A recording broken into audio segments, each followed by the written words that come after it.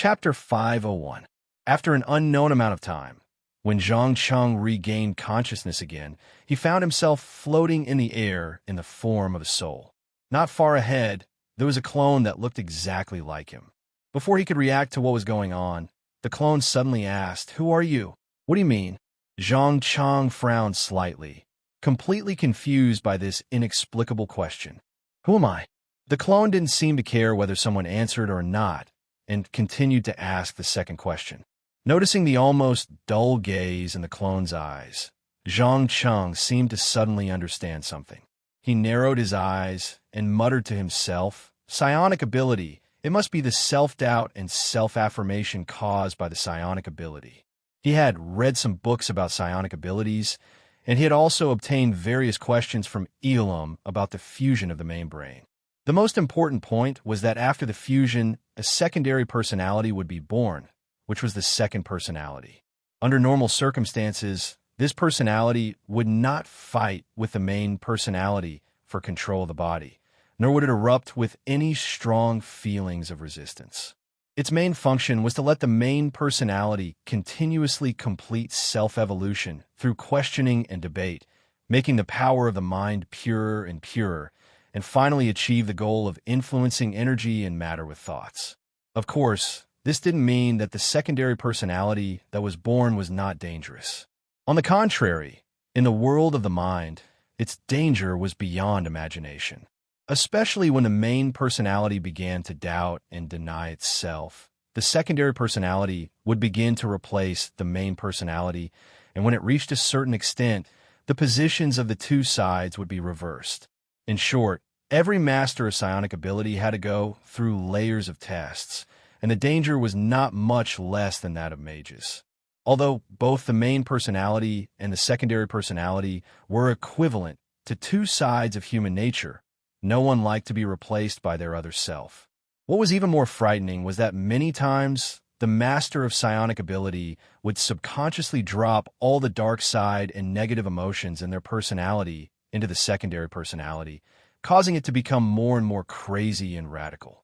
Zhang Cheng was not sure if the secondary personality that was independent from him was also affected by the madness and desire to destroy. After hesitating for a moment, he replied calmly, "I am Zhang Cheng. You are me, and I am you. We are actually the same person." "How can you prove this?" For some reason, the second personality's eyes suddenly became lively, and the corners of her lips curled up into a half-smile. "There's no need to prove it, because you and I both know that this is the truth. In addition, if you want to shake my heart, you'd better use another method. Self-doubt and self-denial are not my style." Zhang Cheng sneered and exposed the other party's sinister intentions.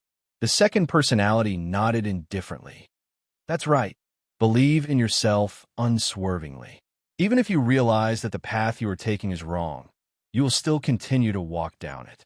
This is our character. But I'm a little curious. What made you do those crazy things and even plan to start the twilight of the gods in this world?" "Of course, it's to obtain valuable knowledge and experimental data. Don't you think that we've been in a fog since the beginning? We don't know what the owner of the parchment wants. But now we have some clues and guesses. There's no doubt that he's nurturing us, using all sorts of methods to make us stronger until we surpass a certain limit. So you think that he needs us to carry out an extremely dangerous mission?" "Yes. Even though I don't know what this mission is, I can guarantee that we won't be the first, and we won't be the last. Therefore, I want to use this opportunity to test how important we are to him." After saying this, Zhang Cheng's eyes immediately became deep. The craziness that he had displayed for the past few months completely disappeared and was replaced by extreme calmness and rationality. "Ha ha! Wonderful. You're still the same as before. The madness, the destruction, it's all just on the surface. In your heart, you're still methodically carrying out the plan you've made. Go, bring fear to the gods of this world. I'm looking forward to your next performance. But don't forget, danger still lingers around us." Accompanied by a burst of maniacal laughter, the second personality shattered and turned into stars that filled the sky. At the same time, Zhang Cheng's main personality's vision suddenly turned black, and he regained control of his body. The moment he slowly opened his eyes, an indescribable force spread rapidly in all directions with him as the center. Everything that came into contact with it instantly dissipated like dust in the wind. There was no sound at all. In just a few seconds, the entire city of mind flayers had completely disappeared, leaving only dust dancing in the air. Feeling the surging power in his mind, Zhang Cheng could not help but grin as he praised with a smile. Is this the power of the mind? It's unbelievable. Apart from that, he also felt that the whispers of the ancient gods that had reverberated in his mind, as well as the remaining strong emotions of Nesario's tear, could no longer affect him in the slightest. The reason was simple. The core of the mind was idealism, which was absolute self-affirmation, believing that one was always right. In the face of such a powerful mind, even the dark titan Sargeras would not waver in the slightest. Just as the saying went, only a strong mind was truly strong. Otherwise, no matter how strong one was, one would still be a weakling in the end.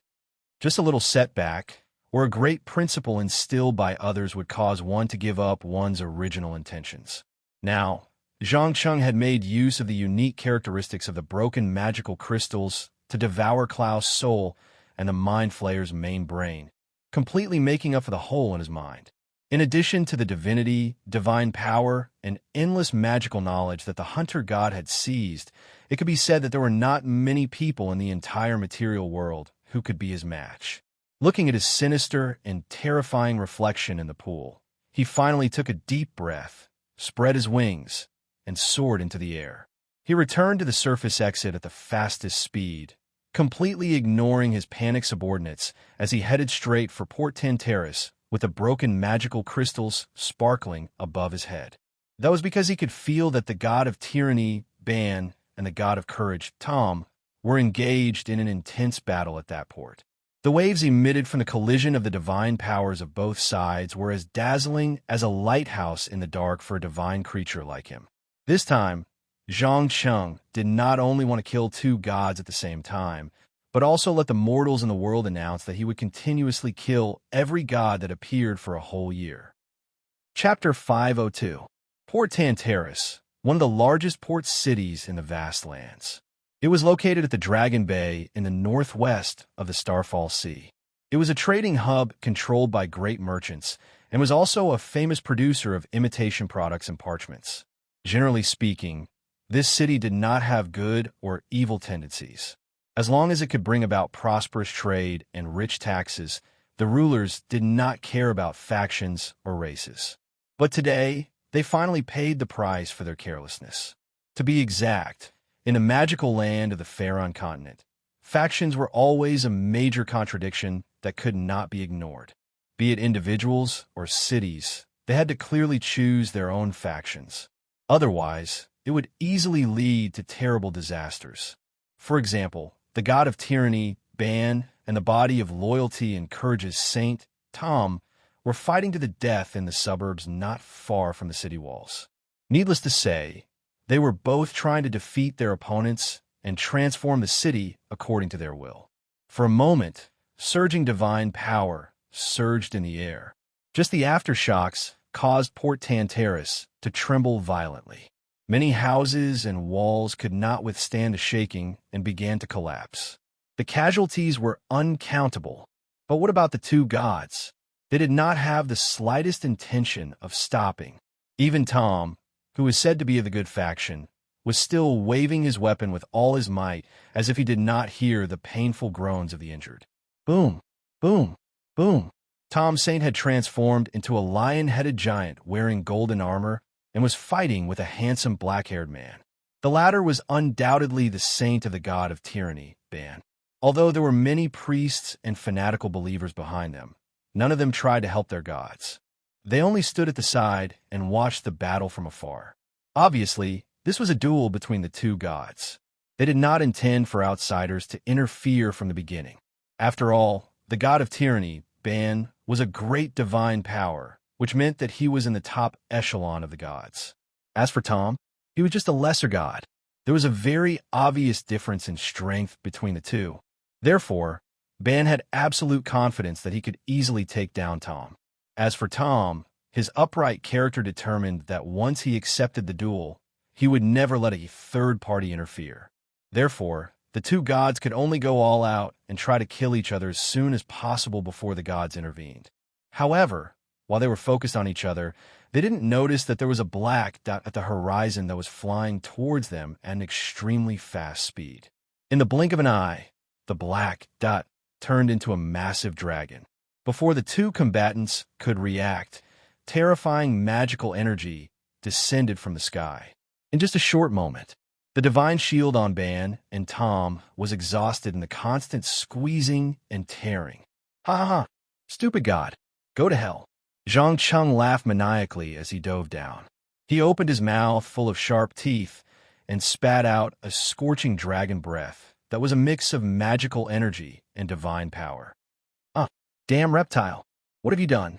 Ban screamed and roared.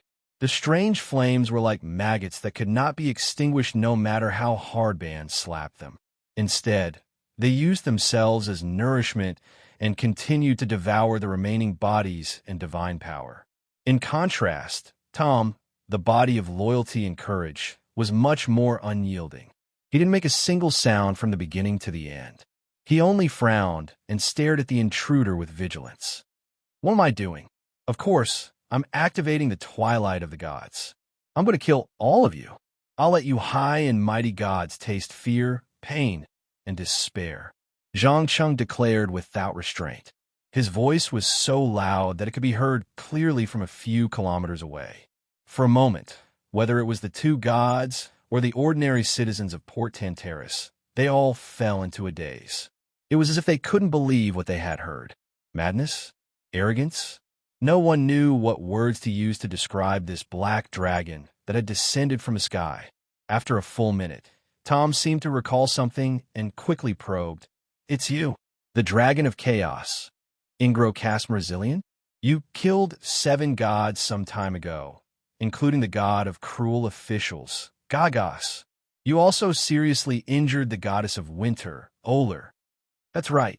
I was the one who did it. Zhang Cheng's lips curled up as he admitted it openly. The reason why he went from the dark to the light was to thoroughly enrage all the gods in the form of saints.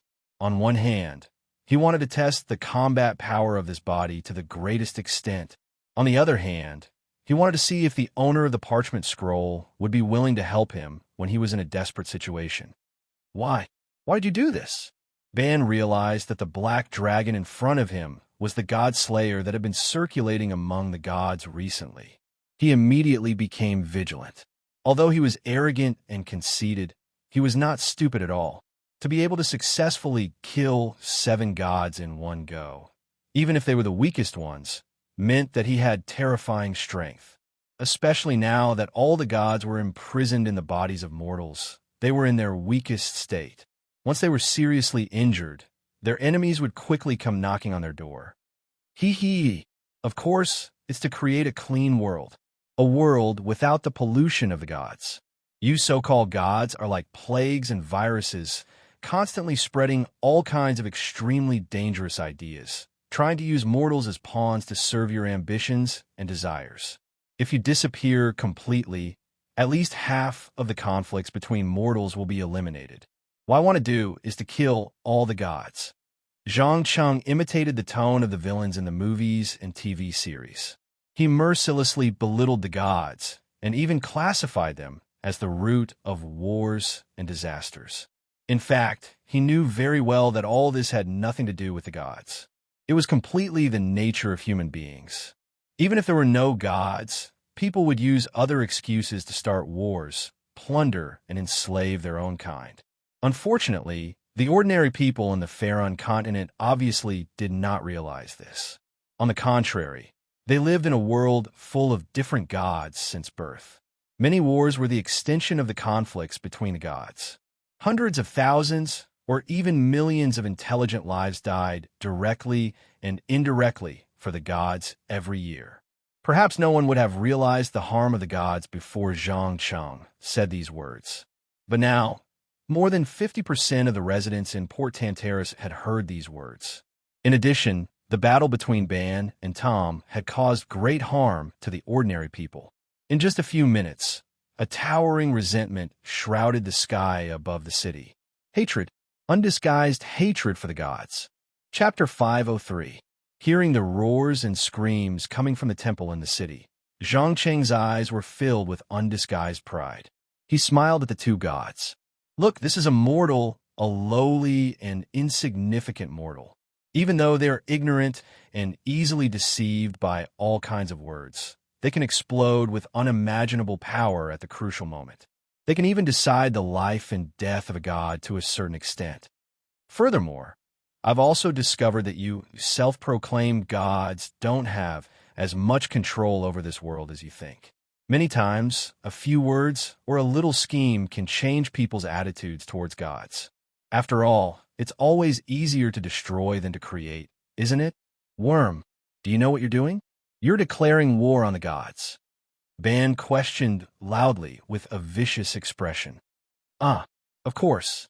Why else do you think I've come all the way here? Zhang Cheng casually swung his thick tail. Tom, who was not far away, did not say a word. He silently raised his weapon and got into a fighting stance. It seemed like he did not want to waste his breath and directly use his actions to express his attitude. As the god of loyalty and courage, he could clearly feel the terrifying power contained in the body of this gigantic creature in front of him, as well as the evil spiritual light that was so red that it was almost black. Powerful, evil. His entire body emitted an aura of death and destruction. Against such an existence, he was more inclined to directly destroy his body and spirit. Even if he had used up a lot of divine power in the previous battle, he would still unswervingly carry out the justice in his heart. Sensing his opponent's soaring fighting spirit, Zhang Cheng glanced meaningfully at the god of tyranny, who seemed to be planning something, and suddenly leaped forward. Even though his body was as large as a small mountain and should be very cumbersome, this attack was so fast that no one could react in time. Before the weapon in his hand could land, Tom was directly pushed to the ground. Following that, a scorching dragon's breath was aimed at his head. The breath was filled with divine power and magic energy. In a short moment, severe burns appeared on the head of the god of justice and courage. The right half of his face, including his eyes, was completely turned into a pile of black charcoal. However, he endured the intense pain and raised his two-handed greatsword to stab at the dragon's relatively weak neck. Asterisk clang. Asterisk after a crisp sound of metal colliding. The greatsword pierced through the metal armor outside, but did not damage the dragon's scales that were protected by several high-level defensive spells. As expected, the greatsword that glowed with golden light was repelled on the spot. With the advantage of his body size, Zhang Cheng did not intend to give the enemy a chance to breathe or counterattack. He directly pressed Tom to the ground and chanted a spell with a sinister smile. Mimic. Pierce. In an instant, the alloy armor plates on his body that flickered with a strange luster clattered and fell off from his body like fish scales. They wrapped around the body of loyalty and courage at an extremely fast speed. Of the god of the tyranny of the god of the god of the god of the god. The god of the god of the god of the god of his of the god god of the god. Asterisk asterisk asterisk of the god of the god god god god of the of Tom. Of God. All the residents of Port Tantaris could hear Tom's agonized screams. Just as this god was trying to use his divine power to break free, a sharp dragon claw descended from the sky and tore open his chest, digging out his beating heart and throwing it into the dragon's mouth. Asterisk creak, creak, creak, asterisk accompanied by a bone-chilling chewing sound. The body of loyalty and courage died on the spot. The divine power and divinity in his body all became nourishment for Zhang Cheng to strengthen himself. No, no, no. What have you done, monster? A priest who served Tom could not accept the fact that the god he served was killed so easily. He rushed forward as if he had gone mad. A few other priests and paladins reacted as well and followed closely behind, intending to avenge their god. Oomph. You fool who overestimates yourself. Zhang Cheng laughed coldly. He did not even look at the other party as he raised his claw and snapped his fingers. Asterisk pa. Asterisk the space in front of these priests and paladins suddenly distorted without warning, directly engulfing everyone. In just a second, it was completely restored to its original state. Living humans, on the other hand, had turned into a gelatinous substance that was a mixture of flesh, organs, and bones. Even armor and weapons had been squeezed into various shapes by some unknown trick. There was no incantation. There was no casting action. There was only a snap of his fingers. Many spellcasters who observed the distortion of space were stunned by the scene before them. They simply could not understand how this happened. Was it some kind of innate spell-like ability? Or was it a powerful magical item? Only Ban stood there with a gloomy expression. After a full minute, he muttered to himself in disbelief. Is this a psionic ability? You actually have a psionic ability? Why are you surprised? Did you think that I would not make any preparations and be arrogant enough to stand out and fight the gods? No, my preparations are beyond your imagination. Now that Tom is dead, it should be your turn next. After saying that, Zhang Cheng controlled the armor plate to return to his body, forming an impenetrable defense again. He could feel that these alloys stained with divine blood seemed to be undergoing a wonderful change, as if they had suddenly changed from dead objects to living things. It had to be said that gods were really a very magical and special species. Whether it was their hearts, muscles, blood, or bones, they all had incredible power. Even if it was only a little bit, it could allow mortals to complete the transformation of life form, and even give souls to things that did not have life. Zhang Cheng was very clear about his position. He was not one of those guys who tirelessly explored the road to godhood, nor was he a yes-man who was willing to crawl at the feet of the gods and wait for them to bestow upon him. He was a plunderer, eager to seize the power of many by constantly killing the gods for his own use. Whether it was divinity or divine power, they were all consumables to him. As long as he kept a little seed, it did not matter even if he used up the rest. What's more, as he killed more and more gods, he gradually felt that another thing that was completely different from divine power was taking root and sprouting in his body. It would not be long before a brand new power that truly belonged to him was born. Chapter 504. Are you sure you want to be my enemy? You want to fight with the most powerful king of darkness in the world? Ban obviously didn't want to fight with the terrible black dragon in front of him, so he tried to ease the tension with words. The reason was simple. Through Tom's death, he realized that he was no longer the almighty and omnipotent god of tyranny. To be exact, he couldn't even use 1/20th of his usual power. Not to mention how difficult it was to replenish his divine power after being forcibly cut off from the god's kingdom. His mortal body was his most fatal weakness. Under normal circumstances, the incarnation of a god was not a mortal body. Its skin and muscles were strong enough to withstand the sharpest sword and the most powerful magic in the world. Many spells above the 7th circle, which could instantly kill a mortal enemy, could only tickle the incarnation of a god. Back then, the founder of dragon worship, one of the most beloved electors of the goddess of magic, the legendary mage Sam Astor, who was known as a genius among geniuses, had a head-on collision with the incarnation of the King of Dawn. As a result, countless powerful spells only scratched the skin of the incarnation of the god, and a few drops of divine blood flowed out. It was still enshrined in the temple and worshipped by the priests. The true form of a god was so powerful and terrifying that most of the time, mortals couldn't hurt them at all. But now it was just as the saying went, a dragon in shallow water would be teased by shrimps, a tiger would be bullied by dogs, a cat would be more powerful than tiger, and a phoenix without feathers would be inferior to a chicken. A mortal body meant that one could be injured, tired, and most importantly, die. No intelligent life was not afraid of death. Even the gods were no exception. Although there were many cases of gods being resurrected after death, there were also many gods who disappeared in the long river of history and never appeared again. Ban was not an ancient god who could easily live for thousands of years. The reason why he could become one of the most powerful gods in the dark world was entirely due to the generous gift of the ancient god of death, Jaeger. Although he still didn't know why Jaeger, who had completely ruled all the clergies in the realm of death, suddenly made such a strange decision. It didn't mean that he didn't know that he was facing a huge threat. Are you afraid? Ha ha! The god of tyranny, Ban, is afraid.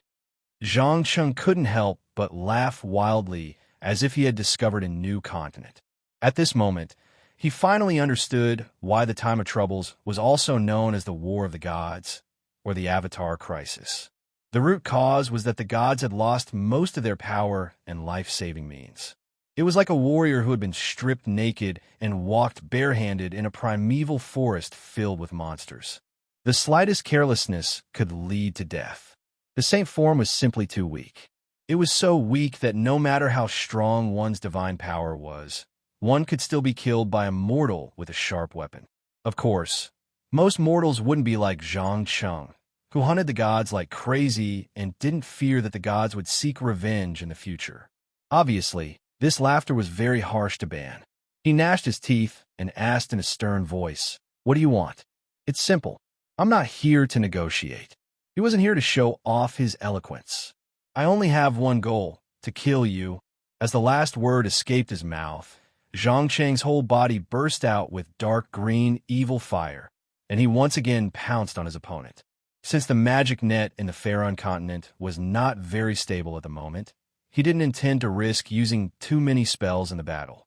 Anyway, the divine dragon's body was originally the best weapon. Coupled with the alloy armor that could freely change and the psionic ability, it was enough to crush most of the gods in the form of walkers. Arrogant! You will regret the choice you made today.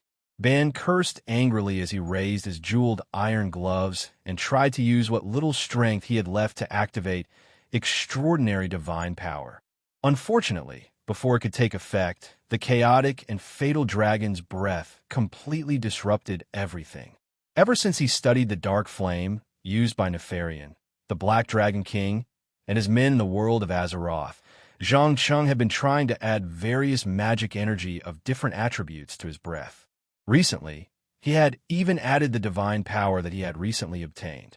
His dragon's breath was not so much a kind of spitting, but rather a kind of distortion and corrosion of energy. Perhaps on the surface, it didn't seem very powerful, but the really terrible thing was that wherever the strange flame burned, the stability of energy would be instantly broken, and the energy would fall into an unpredictable state of frenzy. In this state, even the release of spell-like abilities had a high chance of failure, let alone casting complicated and precise spells, or a terrible disaster would break out. Phaser Chabri, help me. Ban couldn't care less about maintaining the dignity of God. He turned to his chosen for help. Sorry, dear god of tyranny, he can't save you. With a contemptuous ridicule, Zhang Cheng directly appeared in front of Ban through the flames. He opened his big mouth full of sharp teeth, snapped Ban in half, and swallowed him whole. After doing all this, he turned around and stared at the priest who was not far away, with a frightened expression with his two golden eyes. He raised the corner of his mouth and asked with a faint smile, "Do you also want to avenge the god that you serve?" "No, not at all." Phaser felt the blood in his body freeze, and he hurriedly shook his head. Perhaps he really agreed with the god of tyranny's ideals, but he didn't want to die with Ban. This was the good thing about smart people from the evil camp. They knew what to do, and were not like the paladins from the good camp, who would not change their stance even when faced with the threat of death. Very good. You can scram now. Zhang Cheng was obviously very satisfied with this guy's reaction. He quickly flapped his wings and slowly rose into the air. He carried the incomplete bodies of Tom and Ban around Port Tantaris twice, threw them directly to the door of their respective temples, and then disappeared into the clouds in front of everyone's eyes. Needless to say, he did this to humiliate and enrage the gods. After all, no matter how tense and hostile the relationship between the gods was, they would not do such a crazy thing. It was expected that the other gods walking on the Pharaon continent would be furious when they found out that an evil black dragon had not only killed a god, but also carried the god's body and displayed it to the public. It wouldn't take long for them to come out of their hiding places and try to contact each other. Eventually, they would form an alliance and make the lunatic who dared to kill a god pay the price. Chapter 505. In the deepest secret chamber of the Luskan Mage Tower, several Dragonborn mages were busy using necromancy spells to embalm a beautiful female corpse on the ground. The owner of this corpse was none other than the cat and dance goddess, Sharius, who was said to be as beautiful as the goddess of love, Shuni.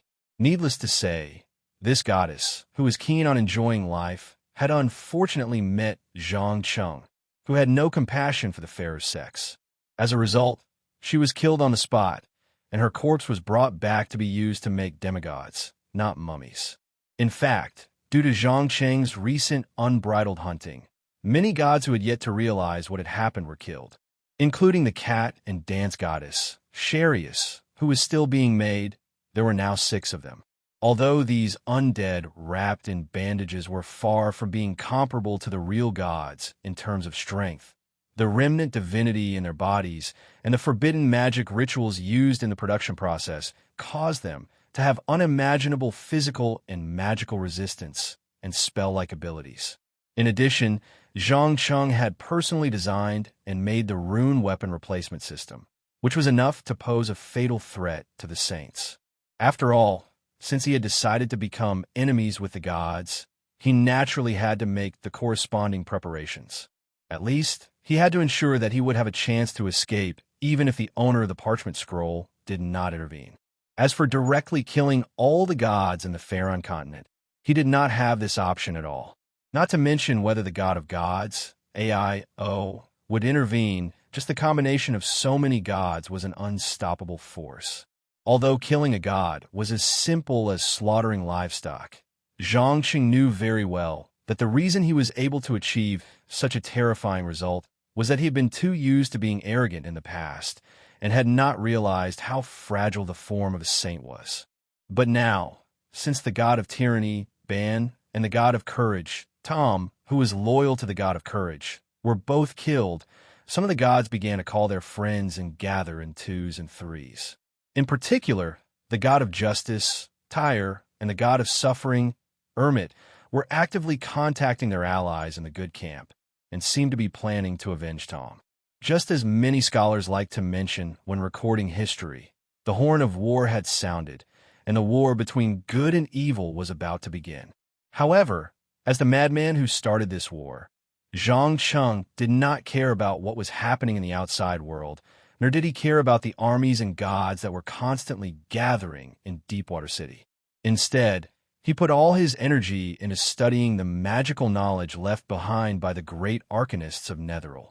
Because he wasn't a fool, he knew that he was destined to lose this war, so he never planned to mobilize Luskan's military forces. This unsettling silence lasted until news of Baal being killed by Cyric reached him. Only then did he put down his research and leave the spire alone, dragging his huge body as he slowly flew towards Deepwater City. Because they had no intention of hiding it, the entire Deepwater City fell into a panic in just 10 minutes or so. It's coming. Azuz, the god of mages, sat in front of a table with a solemn expression, reporting the news that the Harpist League had just received to the other gods. As the nominal husband of the goddess of magic, the first preaching wizard in history, and the great spellcaster who defeated the god of prophecy, Azuz's power and status were unquestionable. What is this dragon trying to do? Could it be that the rumors are true, that it is extremely hostile to the gods and wants to kill us all? The goddess of love, Shuni, stroked her dazzling fiery red hair, her beautiful eyes revealing a charm that many people and gods could not resist. No, I keep feeling that it's hiding some unspeakable secret. It's not like we haven't seen madmen who are enemies of the gods, but it's clearly different. The goddess of the moon, Serene, shook her head lightly, denying this conjecture. She was one of the earliest twin goddesses to be born in this world. She had existed since the beginning of life and had seen many crazy individuals and organizations that were hostile to the gods. However, she had never seen anyone like the black dragon in front of her, who was like a dark cloud hanging over the heads of the gods. Admittedly, the current situation was mostly due to the punishment of the gods, but what was more terrifying was the careful plan behind the whole thing. Take a look at the gods who died first. the god of ruthless officials, Gagos, the god of singing, Miral. Without exception, they were the weakest among the gods, and, at the same time, they were also the ones who did not have many allies. Plus, there was the legendary spell that could instantly break through the divine shield, as long as one was not an idiot. One could clearly see that the other party had already made sufficient preparations before the time of troubles began. A madman with a calm heart and a clever mind? Serene did not know what words to use to describe it, nor did she understand how someone could know about the arrival of the time of troubles in advance, and even predict the intense reaction of the gods after the loss of the Fate Tablet. In contrast, the god of justice, Tyre, was much more direct. He slammed the table hard and said with a serious face, "No matter what its purpose is, in short, we have to be prepared for battle. It's best to leave Deepwater City to prevent innocent civilians from being affected." Agreed. I think the Desolate River is a good place. Ermit, the god of suffering, agreed without hesitation. Azuz hesitated for a moment before quickly making a choice. In that case, we will collectively move to the Desolate River and wait for the arrival of this dragon. After all, once the gods went all out, it was bound to cause great destruction. If it was in Deepwater City, this city with a long history and a large population would probably turn into a pile of ruins in a few minutes. Looking at the backs of the gods in the meeting room as they got up and left, Tempest, the god of war, smiled and gently stroked a black greatsword full of gaps. He muttered to himself in a voice that only he could hear, "A single person starting a war with the gods? This feeling is unparalleled. All the blood in my body was boiling. Come on, let's have a fair competition. War, slaughter, death."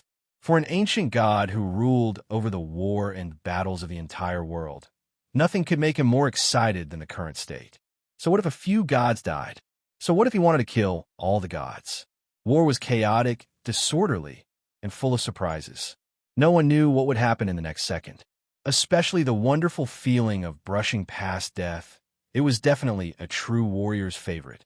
Tempest could not remember the last time he had experienced such a feeling, but he knew that the black dragon that was about to arrive definitely had the ability to make him taste the taste of defeat and death. This was a true battle, a battle that he longed for. Chapter 506. The Desolate River was an important river that ran through most of the northern lands, connecting Chang and Town, Yada Town, Red Pine Town, Golden Plains, and Deepwater City. Without it, Deepwater City would not have been able to support so many people, nor would it have been able to radiate its influence to the surrounding areas. However, today, this wide river would be recorded in history in a different way.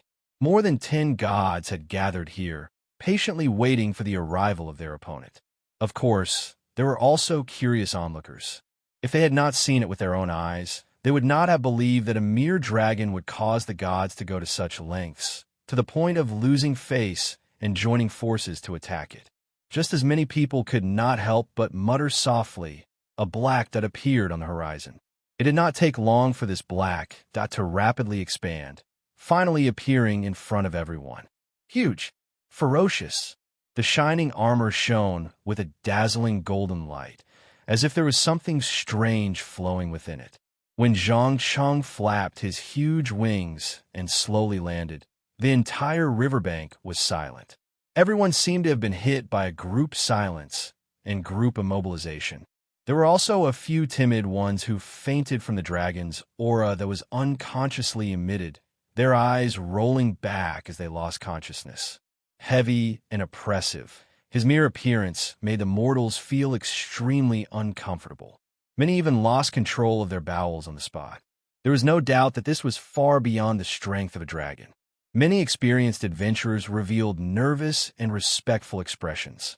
However, Zhang Cheng clearly did not have the time to pay attention to these fellows who had nothing better to do. He walked forward unhurriedly, his tone full of disdain as he mocked, a total of 14 gods. I should feel honored, shouldn't I? Of course you should feel honored. Evil black dragon, no matter what, I will kill you today, no matter the price. The god of justice, Tyre, was the first to stand up and express his attitude.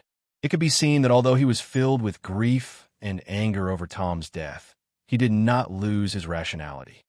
Huh, a meaningless threat, and I guarantee that if it's a fair duel, you'll definitely die by my hands.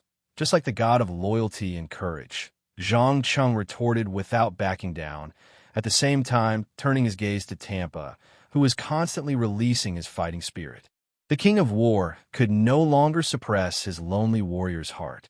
He took a step forward, raised his black greatsword, and shouted, "Duel! I request a one-on-one duel with you. No one is allowed to interfere." Damn it! Goddess of the Moon Serene's expression changed drastically upon hearing this. Although she had known for a long time what kind of trash the war god was, to put it nicely, he was brave and fearless. To put it bluntly, he had muscles but no brains. However, she never expected him to make such a childish move at such a crucial moment. One had to know that gods were extremely capricious creatures. Once they set their sights on something, they would not turn back even if they died. Since Tempest had proposed a one-on-one duel, no other god could interfere before the outcome was decided.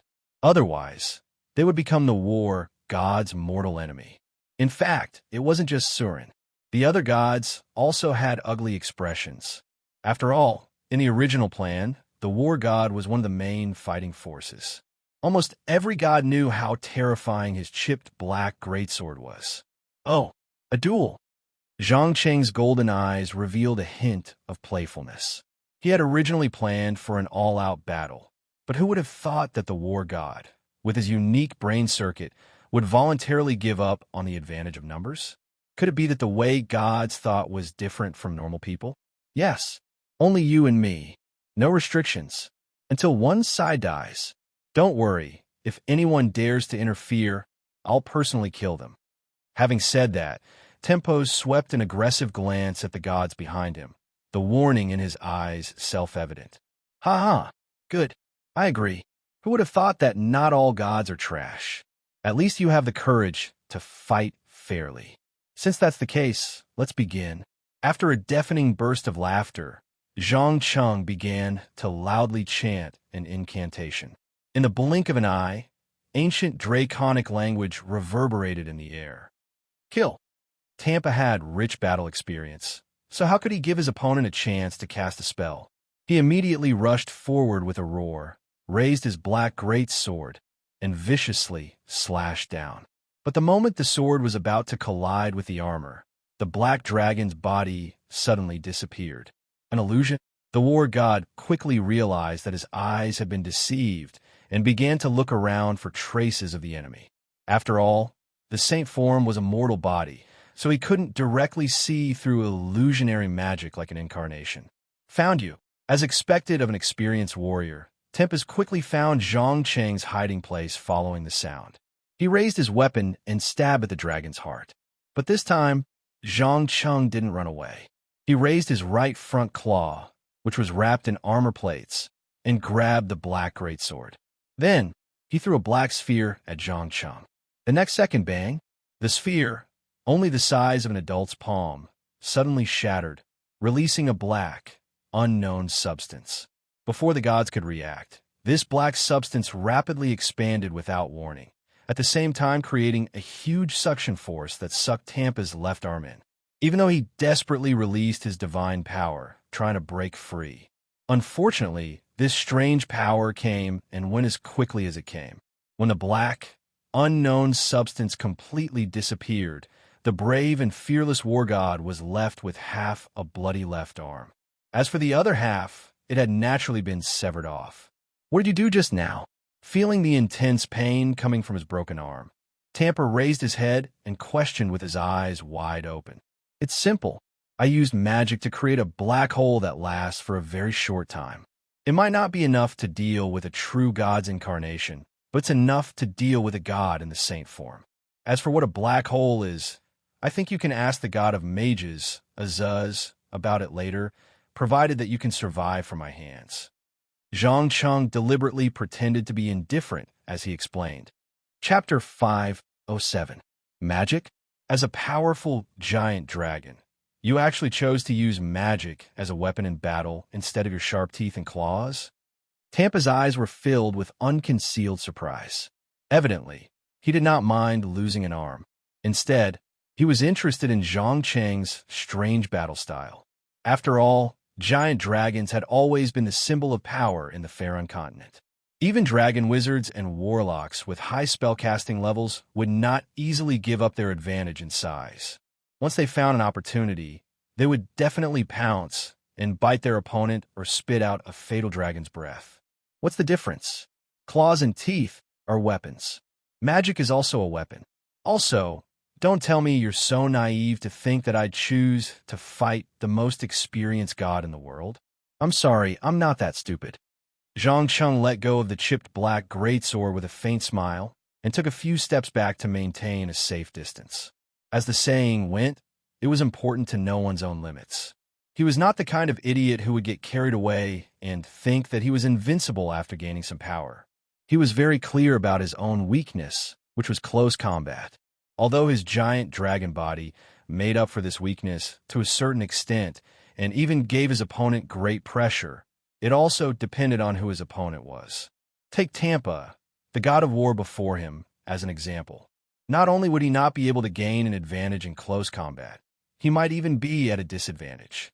After all, his close combat ability was second to none among the gods. Coupled with the terrifying black great sword in his hand, only a fool would easily approach him. Aha! You're very smart, and you don't have the same arrogance as your kind. All right, looks like we won't be able to have a good fight. Tampa laughed and shrugged his shoulders. At the same time, he injected his divine power into his weapon. In the blink of an eye, the great sword in his hand was enveloped in a layer of blood-red mist. Bloodshed domain. Zhang Cheng was no longer a noob who knew nothing about divine power. He quickly recognized that Tampa was using the power exclusive to the god of war. That's right. Don't think of using these boring tricks from now on. With that, Tampa raised his greatsword high and slashed forward.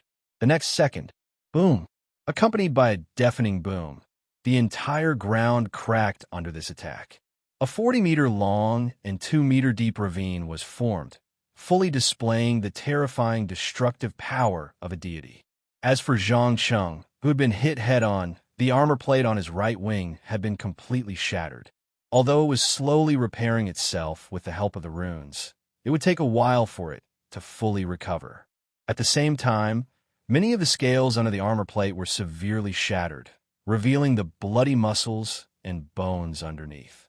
Interesting, so divine power can be used like this. Zhang Cheng's eyes lit up slightly. He forced the second heart in his body to beat faster. In less than a few seconds, the hideous wound was completely healed. There was no doubt that compared to these veteran gods, his level of use of divine power and divinity was as poor as a kindergartner's. Enhanced regeneration? Tempest's pupils constricted when he saw this. If it had been in the past, he would not have cared about the issue of regeneration. This was because many gods' avatars had very powerful self-healing abilities. But now, all the gods were imprisoned in the bodies of mortals. Not to mention regeneration, even a deep cut would lead to death from excessive blood loss if it wasn't treated as soon as possible. You seem very surprised. I've said before that in a one-on-one duel, no god is my match. Unless you could directly smash my head. Even if my heart is pierced or my head is chopped off, I can quickly recover. As Zhang Cheng spoke, he tried to inject divine power into the armor plate. Instantly, the severely damaged parts seemed to come alive. To be precise, all the armor plates on the surface of his body seemed to come alive, completely turning into flowing metal liquid. They could also continuously change their appearance according to his will. In order to confirm the power of this thing, he suddenly swung his thick tail without warning. Bang! With a muffled sound, the war god, who had tried to block with his greatsword, was sent flying horizontally. He crashed into 2 trees and fell to the ground, spitting out a mouthful of blood. It turned out that in the instant of the attack, most of the metal liquid had gathered at his tail, solidifying into a spiked flail the size of a basketball. Unable to react in time, Tempest was sent flying by the terrifying inertia. One of the spikes even pierced through his right lung. Aha! Looks like it's quite powerful. Thank you. Thank you for teaching me another move. Zhang Cheng had no intention of holding back at all. He kept trying all sorts of new tricks. The armor plate, which was originally just a defensive tool, turned into a meteor hammer, then a spear, and then a rain of arrows under his control. In less than 10 minutes, Tampa was already on the brink of death. No matter how rich his combat experience was, it could not change the most tragic aspect of the warrior. Encountering an opponent that he could not counter meant that he could not win the final victory. Several times, he tried to throw the weapon imbued with divine power in his hand. But unfortunately, after suffering a loss once, Zhang Cheng was constantly on the move, not giving the war god a second chance to attack. Just like that, under the gaze of countless pairs of eyes, Tempest finally fell to the ground due to excessive blood loss, turning into an ice-cold corpse. There is neither a blood-boiling battle as expected, nor a dragon-slaying performance that adventurers often talked about. All that was left was a child's play of torture. And the victim was none other than the god of war, Tempest, who was revered and admired by countless warriors. Lightly picking up the war god's battered corpse, Zhang Cheng sneered and mocked. Look, this is the war god worshipped by mortals. After losing his power, he is no better than a mortal. The gods are not as powerful and omnipotent as you imagine. Soon, I will prove this point once again. Evil black dragon, put down Tempest's corpse. You are blaspheming the gods. The god of justice, Tyre, finally could not hold back and was the first to step forward. Blaspheming the gods? No, I'm just stating a fact. Have you not noticed? Why did the god of gods, his majesty Io, strike you down to the mortal realm and walk the material world with the bodies of mortals? This is a form of punishment, but also a form of training. But you do not realize this at all and continue to fight among yourselves. I think that perhaps it would be better to create a world without gods. As the last word left his mouth, Zhang Cheng did not hesitate to crush the teleportation gem in his hand. In an instant. Chapter 508. That's Cherise. She made Cherise's corpse into an undead puppet. The goddess of love, Shuna, recognized her good friend at a glance, and her beautiful eyes shot out flames of anger. How many years had it been? How many years had it been since a mortal dared to challenge the dignity of a god? Not to mention killing a god and making her corpse into an undead puppet. Even the demons of the abyss, who were known to be the most hostile to gods, did not dare to do so easily. Ha ha! What, are you angry? Why? Just because you made use of a god's corpse a little, you think you've been offended? Then why do you think you have a right to order your believers to kill mortals without restraint and forcefully awaken them from their long slumber? Do you have special privileges just because you're gods? Foolish gods! Today is the day you die. I declare that the twilight of the gods has officially begun. As soon as he finished speaking, Zhang Cheng pounced on the god of mages. If there were any gods present who could make him feel fear from the bottom of his heart, Azuz would definitely be at the top of the list. Of course, if the goddess of magic was not dead, then the first target of attack would be her. The 6 demigod mummies with different rune weapons received the order almost at the same time and joined the ranks of the siege, even ignoring the attacks of the other gods behind them. Damn it! Azuz did not expect to be the first target of attack at all, and hurriedly activated all the trigger protection spells in one breath. He could not understand it all. He had not said a word from beginning to end, nor did he show any hostility, so why would he be attacked so crazily? Sorry, although I'd like to find some time to sit down with you over a pot of tea and talk about magic in private, it seems like that's impossible now. Because you're too much of a threat, I can't let you sneak attack me from behind. After saying that, Zhang Cheng quickly activated a scroll that emitted rich magical energy. In an instant, pa, pa, pa, pa. The protection spells on the god of mages were dispelled one after another, and a large number of magic items began to shatter one by one for some reason. Only a few divine artifacts and legendary magic items were spared. There was no doubt that this was not an ordinary anti-magic spell, but the famous Mordenkainen's Great Disjunction. It was said that Mordenkainen, the leader of 8 Leaf, the most powerful group of spellcasters in the Grey Eagle world, was not very rich when he was young. He was often bullied by the rich sorcerers who were full of magic items, scrolls, rings, and potions. So, he held a grudge and finally invented this crazy ninth circle spell. Of course, these were just rumors, and no one knew if it was true. However, any unlucky person who was hit by Mage's Disjunction would not only have 99% of their protection and buff spells dispelled, but all their magic items, scrolls, and potions had a very high chance of being directly destroyed. It was said that even divine artifacts were no exception. However, the higher the level of enchantment, the more complex and stable the magic structure was, and the greater the chance of resisting Mage's Disjunction. But it was undeniable that this was the spell that countless rich people hated the most. Can you imagine the feeling when a player with luxurious equipment is suddenly hit by Mage's Disjunction, and all the priceless luxurious equipment is turned into a pile of garbage? After tasting it once, one would never want to taste it a second time. No, you won't succeed. Azuth was not a fool. He quickly realized what it meant to lose his protection. So he hurriedly added another layer of Divine Shield to himself. He believed that this layer of Divine Shield alone could buy him enough time to recite spells and release spells. But unfortunately, he obviously neglected a weapon used by mortals to kill gods. The half-mummy waved an inconspicuous dagger, which easily passed through the Divine Shield and stabbed the dagger full of resentment into the heart of the god of mages. Puff! Dazzling golden blood splattered everywhere. Azuth's eyes widened. Even at the last moment of his death, he could not believe that his divine shield could not resist a crude iron weapon. Zashman's dagger. It's Zashman's dagger. Serene, the goddess of the moon, was indeed one of the oldest gods in the world. She immediately called out the name of the weapon that killed the god of mages.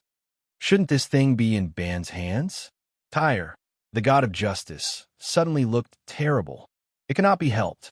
Perhaps before the beginning of the time of troubles, when the gods descended to the mortal world with their avatars, this dagger could only cause limited damage at most. But now they were all mortals. If the divine shield could not protect them, then it would only take one blow to kill them. Looking at the strong fear in the eyes of the gods, Zhang Cheng calmly controlled the brain cells in his skull that had merged with the main brain of the Mind Flayer to form a few white tentacles. He directly inserted them into Azuth's brain from the eyes and other parts of his brain and devoured the rich knowledge in his memory area. After doing all this, he took a deep breath with great satisfaction and asked the other gods with a grim smile, "Who's next?" "My dear friend, I think we must pay a considerable sacrifice to defeat this evil and terrible enemy," Tyre said to his staunchest ally, the god of suffering, with a dignified expression. "I understand. Since that's the case, let me be the first sacrifice." Ermit had a gentle smile on his face, as if pain and death were nothing in his eyes. This was because the image of this deity was that of an old man covered in wounds and scars. His feet were even lame, and his short and thin body was only covered by a piece of tattered loincloth. It was so miserable that it was unbearable to look at. As the oldest and most determined of the three gods of justice, the god of suffering rarely showed his power. Most of his believers were idealists who silently gave without asking for anything in return. They were only thinking about saving the suffering people of the world, especially protecting children from abuse and torture. But very few people knew that it was such a benevolent and kind god. Once he was angry, even the god of tyranny, Ban, and the god of storms, Taros, had to retreat. This was because the pain and torture that he endured on behalf of the people would transform into an extremely powerful divine power when he was furious, instantly destroying everything around him. Zhang Cheng suddenly had a bad premonition as he stared at Ermita, slowly walking towards him. He opened his mouth abruptly and spat out a hot breath. But what happened next made his scalp tingle. The god of suffering had no intention of dodging or using his divine power to resist. He allowed the hot flames to burn his skin, muscles, and bones.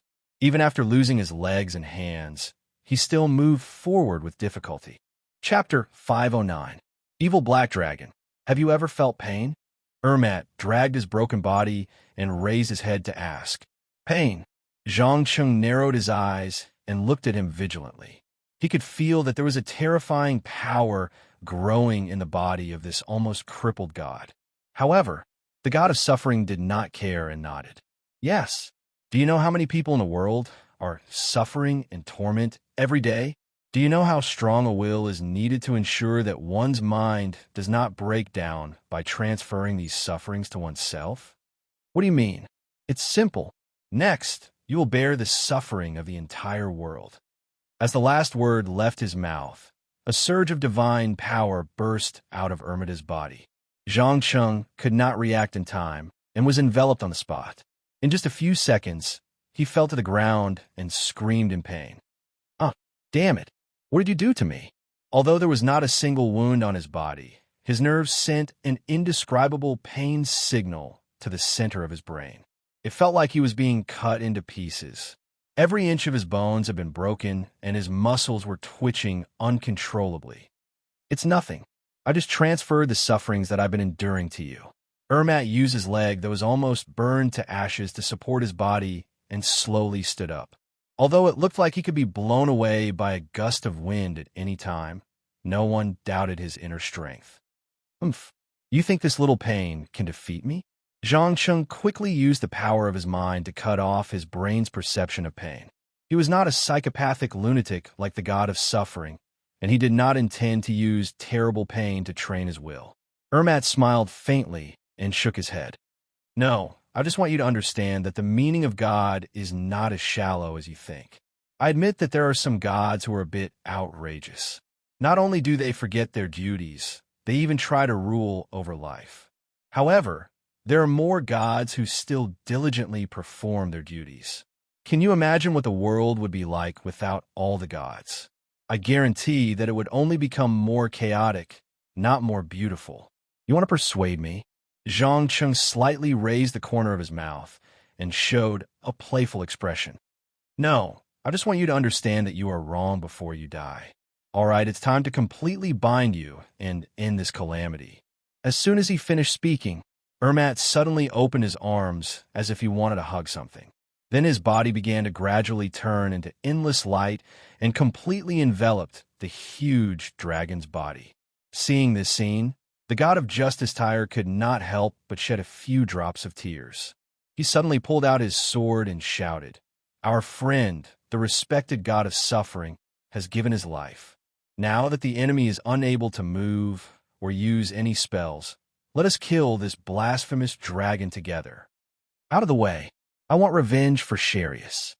The goddess of love Shuna, who was known as the fire-haired lady, was the first to rush out. She used a spear completely condensed from divine power to instantly pierce through the black dragon's huge body. Puff! Dazzling blood suddenly splattered everywhere. No one knew what kind of power Ermat used. Anyway, no matter how Zhang Cheng struggled and twisted the surrounding magic energy, he could not move at all. Not to mention moving, he could not even blink his eyes. He could only watch as the gods wantonly squandered their divine power and launched fatal attacks on him. In less than a few minutes, many places revealed large amounts of bloody flesh, organs, and even bones.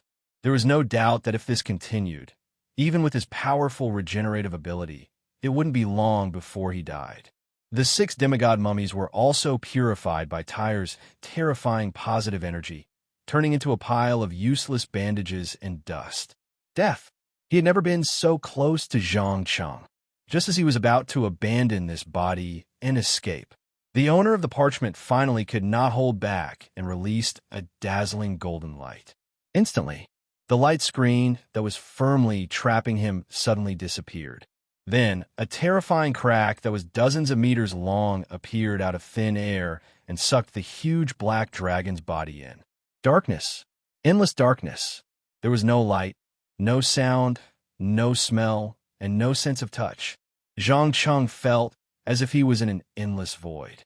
Nothing existed around him. He could not even be sure if he was still alive. Fortunately, this state that was 10,000 times more terrifying than death only lasted for a very short time. A ray of light dispelled all the darkness. In less than a minute, A piece of land slowly formed under his feet.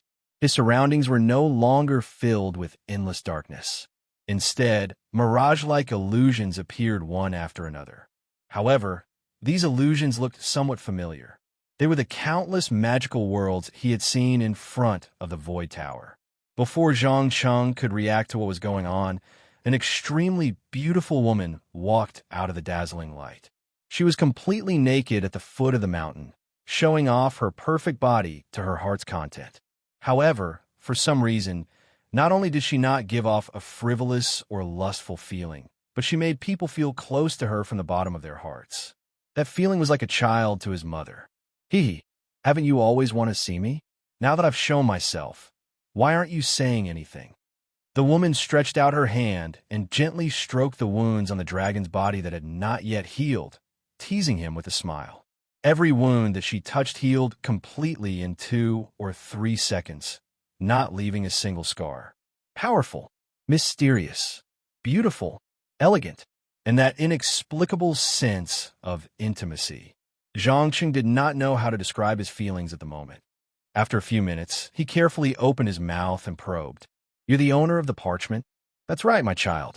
I know you must have a lot of questions. Don't worry, I have plenty of time to slowly answer them for you. To be honest, I really did not expect that you would bet your life to see me. As the woman spoke, she waved her hands and created the earth, flowers, trees, rivers, mountains, and even all kinds of animals out of thin air. Chapter 510. Who are you? Zhang Cheng could not help but ask his first question as he felt the rapid changes in his surroundings. He had no choice. He was simply too curious. One had to know that ever since she appeared, her abilities were far beyond the comprehension of mortals. Even many gods and myths and legends could not do this, at least not the gods of the Pharaon continent. At most, they could use their divine powers to modify the environment to a certain extent, but they could never create something out of nothing. I have many names. The ancient Egyptians called me the Lord of the Universe, and the ancient Greeks called me the Chaos Cows. Generally speaking, I am the first consciousness born on the magical earth that you are on now. I even predate the birth of the first life on that planet by hundreds of millions of years. The woman leaned against a towering tree and teased the small animals around her as she answered calmly. You mean, you are the creator? Zhang Cheng frowned subconsciously. As someone who knew about the origins of myths and legends all over the world, he knew very well that regardless of whether it was the East, the West, America, or Africa, one could find the origin of all myths and legends. That was the god of gods who created the gods. However, for some reason, after this god of gods completed his work, he quickly disappeared as if he had never appeared. He or she did not need the faith and worship of humans, nor did they care about the god's attitude towards them. It was as if they were doing it for fun and hobby. The woman seemed to have noticed something. She put down the little rabbit in her arms and looked up with a smile. Why, you don't believe me? No, I just don't understand. Zhang Cheng quickly shook his head. Since you are the creator, you should have supreme authority like the god of gods of the Pharaon continent, Io. Even if you don't care if people believe in you, you shouldn't be completely unknown like you are now. Ha ha, you are indeed very smart. Very sharp. Yes, there was an accident later. The children that I created collectively rebelled and stripped my consciousness from my body and power, banishing me to the endless void. The place you are standing on now is the gap between the worlds and the universe. At the same time, it is also the cage that imprisoned my consciousness. At this point, the woman's eyes were filled with undisguised anger and hatred. The surrounding environment also began to change drastically due to her emotions. In an instant, violent storms, lightning flashes, and volcanic eruptions were all happening within a radius of tens of kilometers. So now you have lost most of your power, and you can't even return to your own world? Zhang Qing finally grasped the main point, and a subtle playfulness appeared on his face. The woman nodded without hesitation. That's right. My body was cut into 11 pieces by those traitors and sealed in different corners of the world. Each of them is guarded by powerful guards. Then, The parchment scrolls were also created by you in order to recruit people to break these seals. Yes, to be more precise, the 14 children, including you, are all special individuals that I personally infused with power to give birth to. These powers are like seeds. Most of the time, they are dormant in the body and have not taken root. Other than you, until now, only a child called Valeni has successfully activated the seeds. Similarly, it was he who helped me break the first seal. Otherwise, I wouldn't have been able to do all this. What happened after that? Zhang Cheng suddenly realized that this senior called Valeni was very likely the creator and first owner of the demon's sword, the soul catcher. His eyes were filled with intense curiosity. He died. He perished together with the guard who was guarding the first seal. A string of crystal clear tears flowed down the woman's cheeks. In other words, my final mission is to break the remaining 10 seals? Obviously, this answer was not out of Zhang Cheng's expectations. After all, the demon's sword had hinted long ago that its previous owners did not have good endings. They either died from various accidents or had their minds broken and their souls devoured by the sword. Gently wiping away her tears, the woman quickly calmed herself down and warned very seriously, "It's not as simple as you think. First of all, these seals are hidden in remote places. If you want to find them, you have to dig deep into the information left behind from the ancient mythological era. Most importantly, you have to have the corresponding key. Otherwise, you won't even be able to enter the entrance. Secondly, every seal has an incomparably powerful guardian. It might be a terrifying monster in the myths that could kill the gods, or it might be a terrifying giant that was jointly created by a certain god. In short, it's dozens or even hundreds of times stronger than the gods you just encountered. Last but not least, there was one more important point. The gods who sealed me knew very well that one day I would return to take revenge on them, so they chose to hibernate a long time ago to preserve their power. Once more than 4 seals are broken, some of them will wake up. When that happens, you will face the real gods. Remember, they are not the saints you killed in the Farron continent, nor are they the so-called incarnations. They are comparable to the Titans in the pantheon of Azeroth. Titans? Are you sure that's not an exaggeration? Zhang Cheng's face suddenly became ugly. Or the Titans in the universe of Azeroth. To put it nicely, they were the creators, the defenders of the universe's order, a group of idealists who had nothing better to do. But to put it bluntly, they were F***king humanoid planet destroyers. The Titan Sardras, who had fallen into darkness, could destroy a planet with a full blow. He could not accept that the Earth he came from was actually such a dangerous place. Of course not. I'm not like Io, the god of gods, who constantly suppresses and limits the power of his children. On the contrary, I'm a loving mother. I do my best to make every child stronger and more perfect. Besides, to a certain extent, you are also my child. Although I didn't give birth to you personally, I gave you the same potential as other children. Chapter 511. In the crevice between worlds, time was meaningless. To be exact, there was no concept of time and space here at all. It was just a void. Even the earth, flowers, plants, trees, and animals that were created needed some kind of power from this woman who claimed to be the creator to maintain them. Otherwise, they would soon begin to collapse and dissipate, taking advantage of the fact that this tiny world had not completely collapsed for the time being. Zhang Cheng kept asking all kinds of questions. He even deliberately asked some sensitive questions 3 to 5 times until he was sure that there was not the slightest discrepancy in the answers. As a very suspicious person, he obviously did not completely believe the other party's words.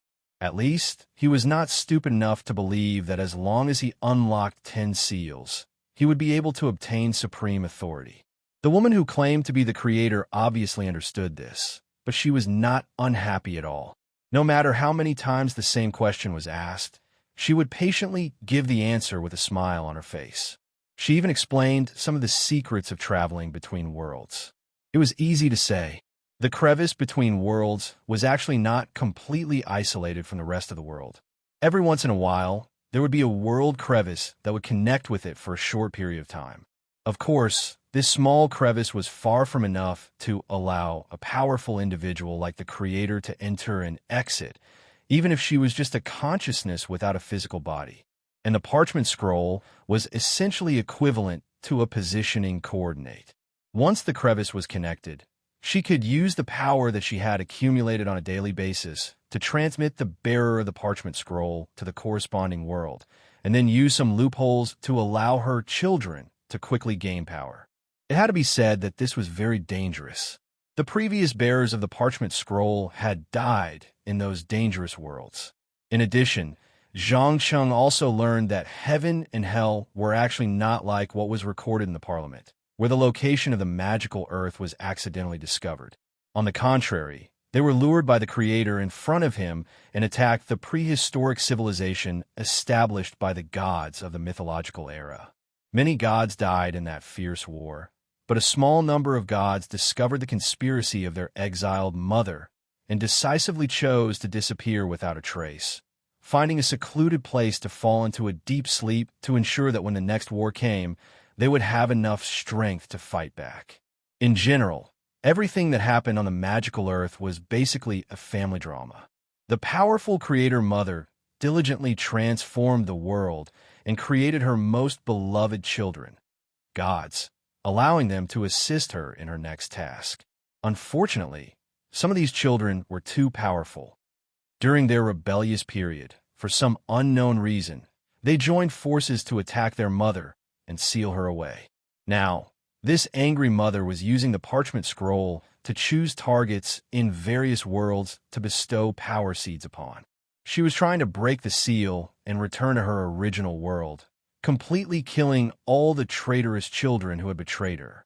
The earth where Zhang Cheng lived had been connected to the crack by chance, coincidentally coinciding with the death of the previous owner of the parchment scroll. In the end, he was injected with a seed of power when he was still in the fetal state. It was only until the second connection that he was forcefully pulled in, and it had nothing to do with that night of drunkenness. The dozens of square kilometers of land created out of thin air did not last long before it completely disappeared without a trace. Everything returned to the state when Zhang Cheng had just entered. Darkness. Void. He couldn't see, hear, or feel anything. If it were an ordinary person who stayed in such a situation, they would have a mental breakdown at most for dozens of minutes to more than 10 hours. They would either directly commit suicide or go crazy. However, not only did he not collapse, but he also subconsciously began to talk and debate with his subpersonality. Through self-affirmation again and again, his control was greatly enhanced. Just like that, he did not know how much time had passed, nor did he know how many debates had taken place in his mind. In any case, when Zhang Cheng finally began to feel bored, lonely, a familiar voice suddenly echoed in his ears. "I just found a crack to a new world. Do you want to go for a vacation?" "Oh, what kind of world?" "Well, it's a world that looks very similar to Earth on the surface, but it's very interesting and dangerous. But don't worry too much. You only need to stay there for about 1.5 years. When my power recovers a little, I can send you back." "Well, since the location is Earth, the danger factor should not be that high. Send me there." Zhang Cheng really could not bear to be trapped in this dark cage for a long time, so he agreed without hesitation. With the body of a divine dragon, as well as countless profound magical knowledge and powerful mental abilities, he might not necessarily die even if the end of the world came. "Hee, I wish you a happy vacation, my child." Accompanied by a kind and pleasant laughter, Zhang Cheng only felt his vision go black, and then a powerful force stuffed him into the crack. The next second, God, this is a dragon. A dragon. Damn it. Why would such a monster appear in the airport? Run. Mother, where are you? For a moment, all kinds of screams were incessant. When his golden eyes recovered their vision, he finally found that he had appeared in a train station, and what was more frightening was that it was still daytime. Chaos. Unparalleled chaos. Almost everyone was trying their best to escape from the spacious hall. Of course, these ordinary people had plenty of reasons to escape because Zhang Cheng wasn't in his human form right now. Instead, He was a giant dragon that was more than 100 meters long, including his tail. The surface of his body was covered in flowing liquid magical metal, which added a sense of menace to his appearance. Not to mention the ordinary people, even the policemen who ran over from not far away, were so frightened that they stood rooted to the ground. They did not even have the courage to take out their guns. Even though he didn't release a single spell, just the natural aura of a giant dragon was enough to make the situation go completely out of control. It was foreseeable that, if nothing unexpected happened, in about half an hour, all the news media in the world would desperately report about a monster from the mythological era. Oh, damn it. Let's hope the situation doesn't develop into the worst situation.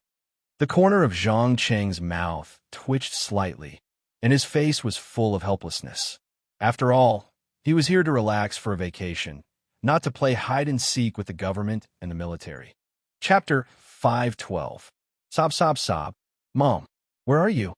A little girl of about 5 or 6 years old, wearing a pink princess dress, could no longer hold back her tears. She had no choice but to cry. She was standing right in front of Zhang Cheng. As long as the giant dragon's claws moved forward a little, this cute little lowly would instantly die. Quiet. Zhang Cheng really hated hearing children cry. He bent down and stared at them with his golden eyes, using standard American English to scold them. Ever since he had passed through the gap, he had not attacked a single person. At most, a few unlucky people had been trampled and suffered minor injuries while running away. But for some reason, the scene looked as if he had committed some heinous crime. Perhaps she was frightened, but when the little girl saw the black dragon's huge head and the sharp fangs in its mouth, she immediately stopped crying. She hugged the teddy bear in her arms tightly, her whole body trembling. After a full minute, she gathered her courage and asked, Mr. Evil Dragon, will you eat me? No, I won't. Why would you have such a ridiculous idea? There is no such creature as a human in my diet. Zhang Cheng impatiently waved his claws, secretly paying attention to the movements outside, because in just a few minutes, he had already felt the rich magical energy that filled this world. Without a doubt, this earth was not an ordinary earth, but a world filled with supernatural powers. It was just that he was not sure if it was a game or movie in his memory, or a completely foreign and independent place. Really? You really won't eat me? The little girl seemed to have noticed that the huge creature in front of her did not have any hostility towards her, and her courage gradually grew. Yes, I guarantee. Before Zhang Cheng could finish his words, an extremely fast figure suddenly rushed out from an old van. It was so fast that it was almost impossible to see with the naked eye as it sprinted towards the little lowly's location. Obviously, this fellow wanted to save the girl from the monster's eyes. Under normal circumstances, normal people would not be able to react in time. However, Zhang Cheng was clearly not an ordinary person. To be exact, he was not even human. Relying on the superhuman physique and reaction speed brought about by his divinity, he easily raised his claw and pressed it firmly to the ground the moment the other party was about to touch the girl. The immense power caused the reckless black man to howl in pain. However, for some reason, his broken arm recovered in a matter of seconds. His recovery speed was comparable to that of the great demons of the Faron continent. What is this? Zhang Cheng seemed to have found something interesting. He gently tore open the other party's sleeve and found a centipede-shaped device filled with an unknown liquid. Combined with the familiar black face of the other party, he instantly connected it to a certain movie in his memory. But before he could figure out what to do, a few black SUVs sped over. In the blink of an eye, more than a dozen heavily armed soldiers were removed from the vehicles. 2 of them were even carrying thick tubes, which were obviously rocket launchers. Fortunately, these people were not in a hurry to launch an attack. They just entered the corresponding positions and surrounded the entire station from top to bottom. About half a minute later, a middle-aged white man in a black suit with a forced smile on his face carefully walked in from the entrance. He raised his hands to indicate that he was unarmed as he slowly approached. At the same time, he spoke in an unhurried tone. Hello, respected Mr. Dragon. My name is Phil Coulson. I belong to the Strategic Homeland Defense Attack and Logistics Security Bureau. I know you can understand our language. Please release the girl immediately and the wounded at your feet. We can sit down and talk." "Of course. No problem." Zhang Cheng did not hesitate to take 2 steps back. The corner of his mouth curled up into a meaningful smile. Obviously, this was no other place. It was the famous Marvel Universe, and it was the beginning of the story of S.H.A.E.L.D. agents. That's it? No additional conditions?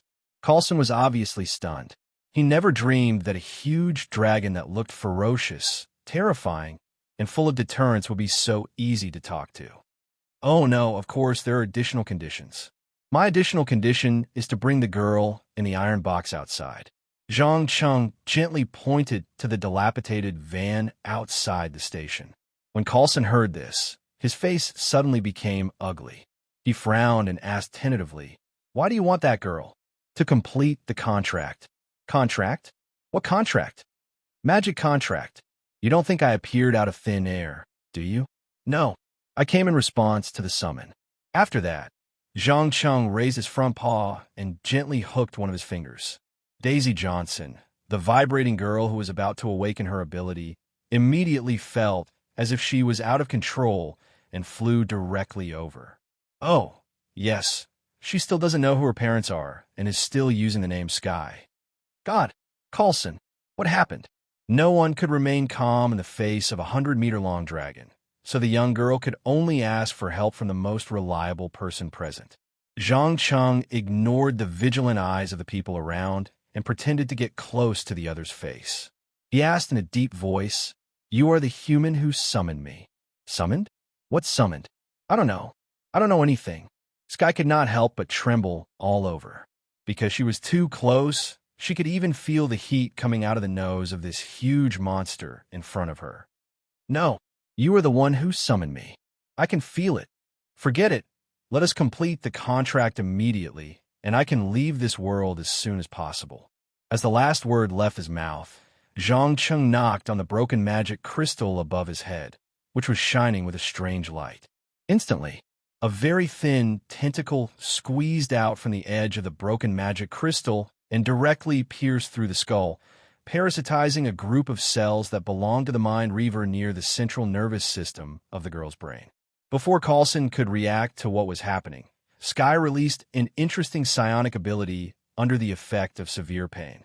Her whole body slowly floated up, at the same time emitting a dazzling white light. "Damn it! What did you do to her?" Coulson hurriedly jumped up and grabbed the girl's left leg, angrily questioning. Chapter 5:13. What would happen if a black dragon with a body length of hundreds of meters suddenly appeared in the downtown area of the United States of America? Just look at the busy figures of the S.H.I.E.L.D. agents. Although New York had just experienced a large-scale invasion of an alien fleet not long ago, and many superheroes, including the Avengers, were all displayed in front of the public, causing many people to have a high degree of immunity to superpowers, the dragon, a terrifying creature that only appears in myths and legends, is still a bit too exciting.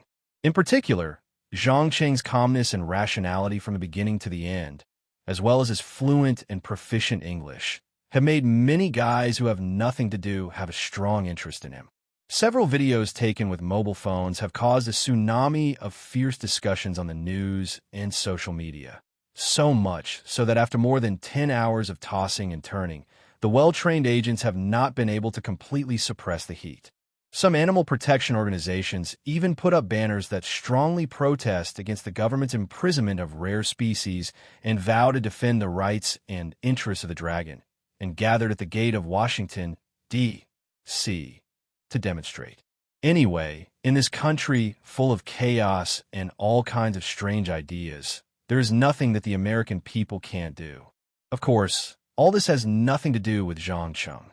He is now lying in the underground hangar of S.H.I.E.L.D.'s Trident headquarters, enjoying delicious food provided by the world's largest intelligence organization, occasionally assisting a group of experts with a small test, and also generously giving them a small bottle of his blood.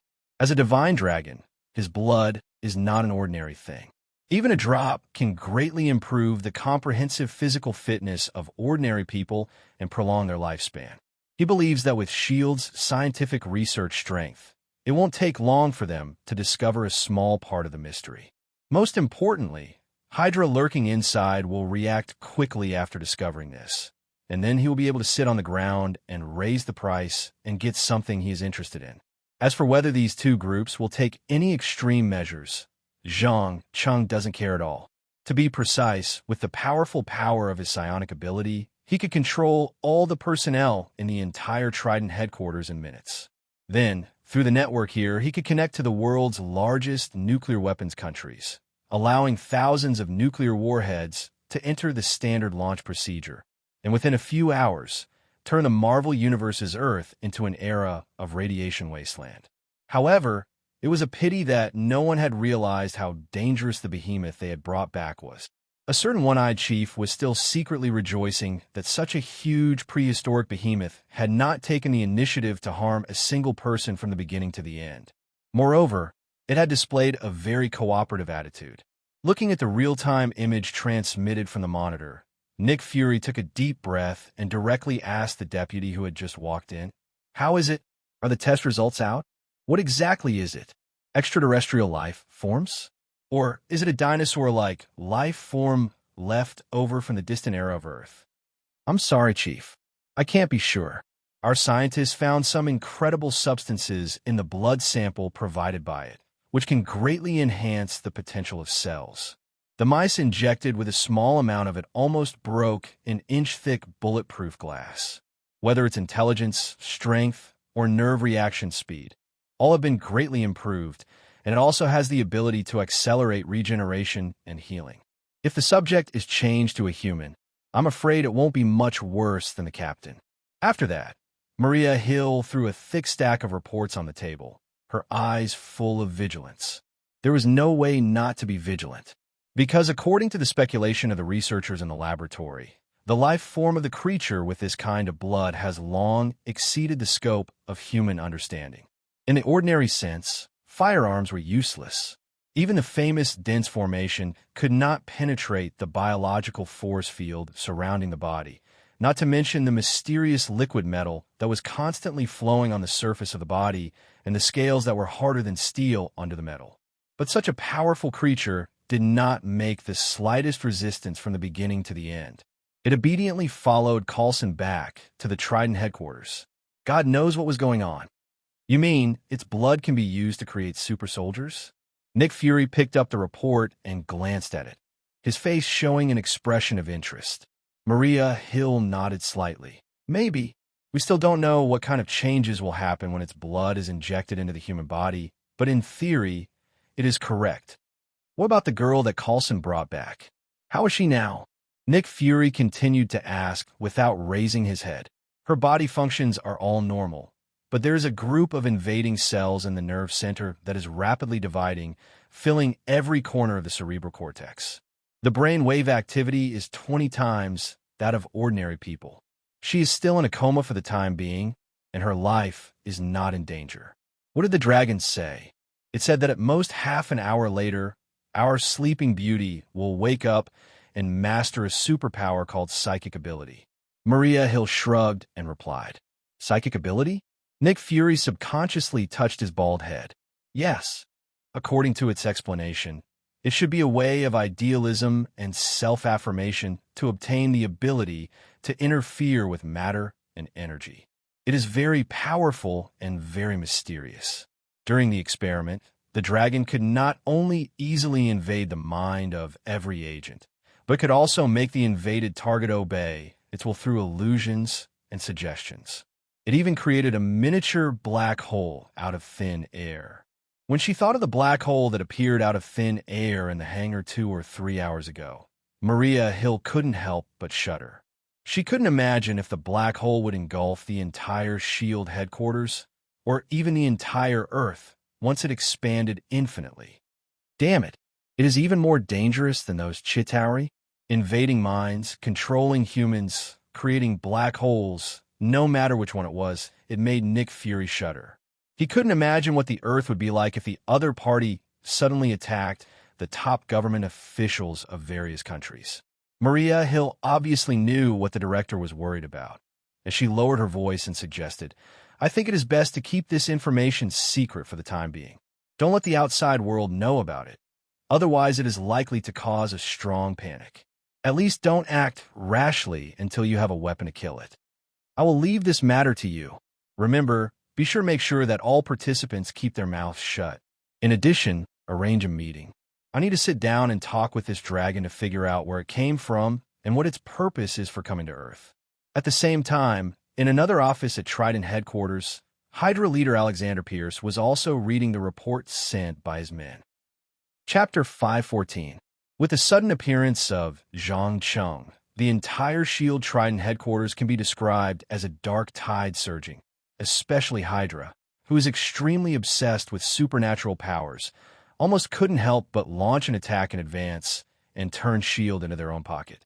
However, Alexander Pierce finally suppressed the restlessness in his heart and didn't do anything that he shouldn't do. He knew that such a powerful, mysterious, and intelligent creature could not be controlled by ordinary people. The most ideal way was to understand the other party's needs through contact and then reach some cooperation intentions. Due to his current convenient identity, he didn't need to appear in person at all. He would wait for Nick Fury to sound it out first. The one-eyed director had no idea that his old boss was full of schemes and plots. He was standing in the underground parking lot, looking up at the huge and oppressive body of the Black Dragon. Similarly, Zhang Cheng was also looking at the braised egg director. A playful smile appeared on his ferocious face as he greeted him calmly. "Good afternoon, Director Nick Fury. You didn't come here in person just to see me up close, did you? You've seen me before?" Nick Fury frowned subconsciously. "To a certain extent, yes. I've seen your face from the memories of those agents." Zhang Cheng didn't hide his power at all and admitted it openly. Even in the Pharaon continent, where supernatural forces were rampant, the psychic ability was still an extremely rare and bizarre ability. The most powerful thing about it was that it had no fixed form and mainly depended on the personality and imagination of the user. Coupled with the enhancement of broken magic crystals and the Mind Flayer's brain cells, it was easier for Zhang Cheng to read the memory area of an unsuspecting brain than it was for him to eat and drink. Simply put, 99% of the people in this world were like a USB flash drive that stored a lot of data. He could read it at any time without being discovered. Nick Fury seemed to have realized something. He immediately gritted his teeth and warned, "Damn it, don't pry into my brain. You're invading my privacy and confidentiality." "Don't worry, I didn't pry into your brain. Even if I did, it wouldn't affect me. After all, my principle is that other than protecting the life of the person who signed the contract within the stipulated time, I will never participate in or interfere with anything that happens within the human race." Zhang Cheng pretended to be innocent and spread out his paws. "Do not interfere? What do you mean?" Nick Fury keenly grasped the key words. To put it simply, no matter what happens to your world, be it a civil war, a fratricide, or the invasion of foreign species, or the destruction of the world, I will always appreciate it from the perspective of a bystander. Even if the last human being dies under my feet, I will not save him, nor will I join any organization in any form. You can think of me as a strictly neutral person who doesn't have the so-called concept of good and evil, right and wrong. Zhang Cheng explained as he threw the golden roasted turkey into his mouth and chewed slowly. Since arriving at this place, he had eaten almost 100 turkeys, 2,000 pounds of beef, and 20 whole roasted pigs. If it weren't for SHIELD's wealth, it is estimated that they would be impoverished by this terrifying amount of food. In fact, with his divinity, he no longer needed to rely on food to maintain his life. But out of habit and love for the taste of food, if conditions permit, he would never miss a meal. "I see. I think I understand now." Nick Fury nodded thoughtfully. Although he didn't fully believe the other party's promise, this position and attitude were a good start. At least it wouldn't pose too much of a threat.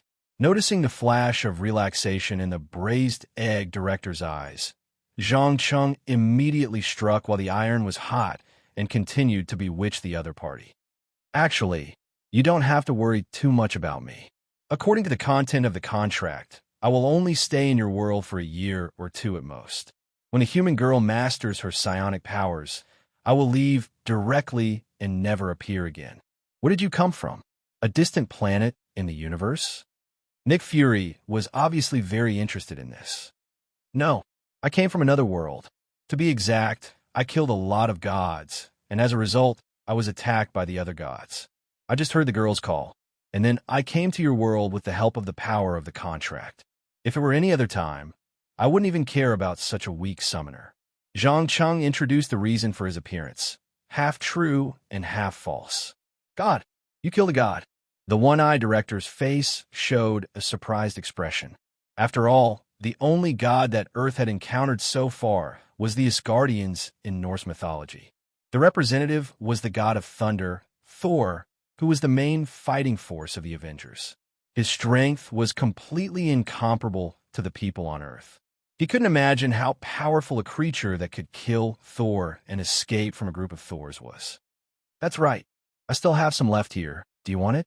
Zhang Cheng loosened the reins and took out a finger that belonged to the god of war, Tempest, from his magic waist bag. When Nick Fury saw this scene, his pupils suddenly shrank, and he asked with a serious expression, "What do I have to pay?"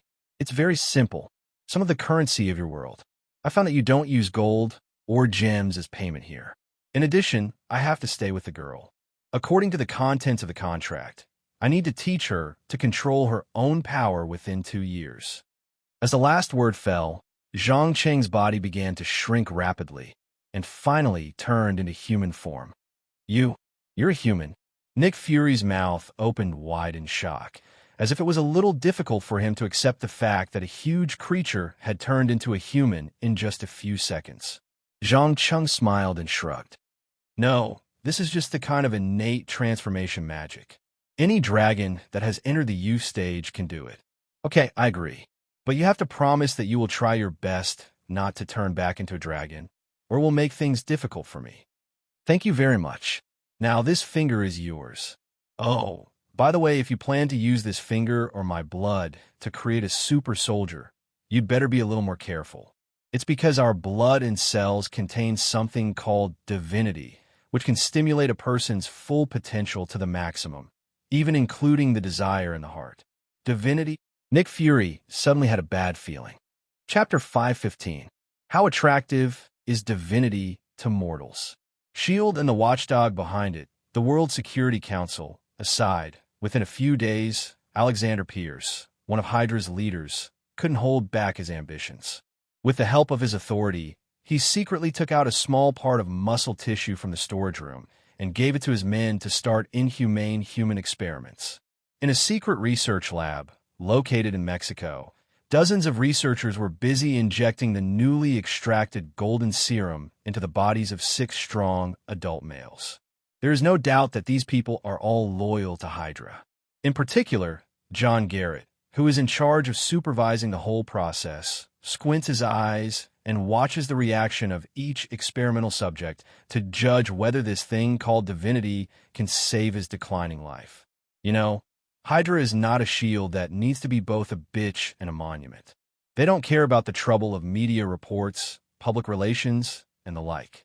As long as the top makes a decision, the bottom will quickly take action, even if it costs a lot of sacrifices or the lives and property damage of civilians. It doesn't matter.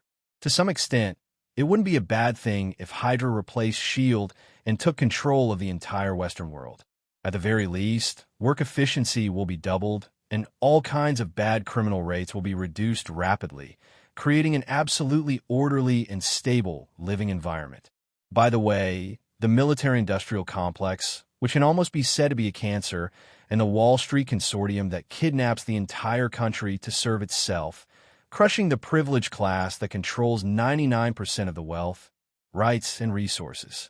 As for the bullshit freedom and democracy, in this information age, I'm afraid that only idiots will believe it. After all, the most basic need of human beings is survival, so material is the first priority.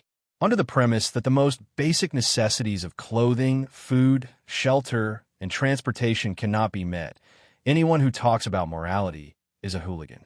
Just as John Garrett stood at the door and waited a little impatiently, one of the experimental subjects lying on the hospital bed suddenly reacted violently. Ah!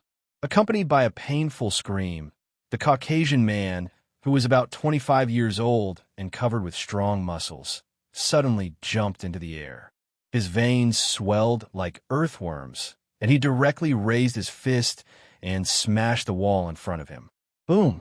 After a loud noise, a 20-centimeter thick reinforced concrete wall was directly smashed into a hole. Oh my God, this is just awesome. John Garrett raised the corners of his mouth, showing an excited expression. Damn it, this guy is out of control. Quick, give him a sedative. Soldiers, subdue him. The researchers hurriedly shouted and tried to pin down the unlucky guy who had been devoured by the divinity. Unfortunately, they had underestimated the influence of divinity on mortals. In the blink of an eye, more than 12 fully armed soldiers were knocked to the ground.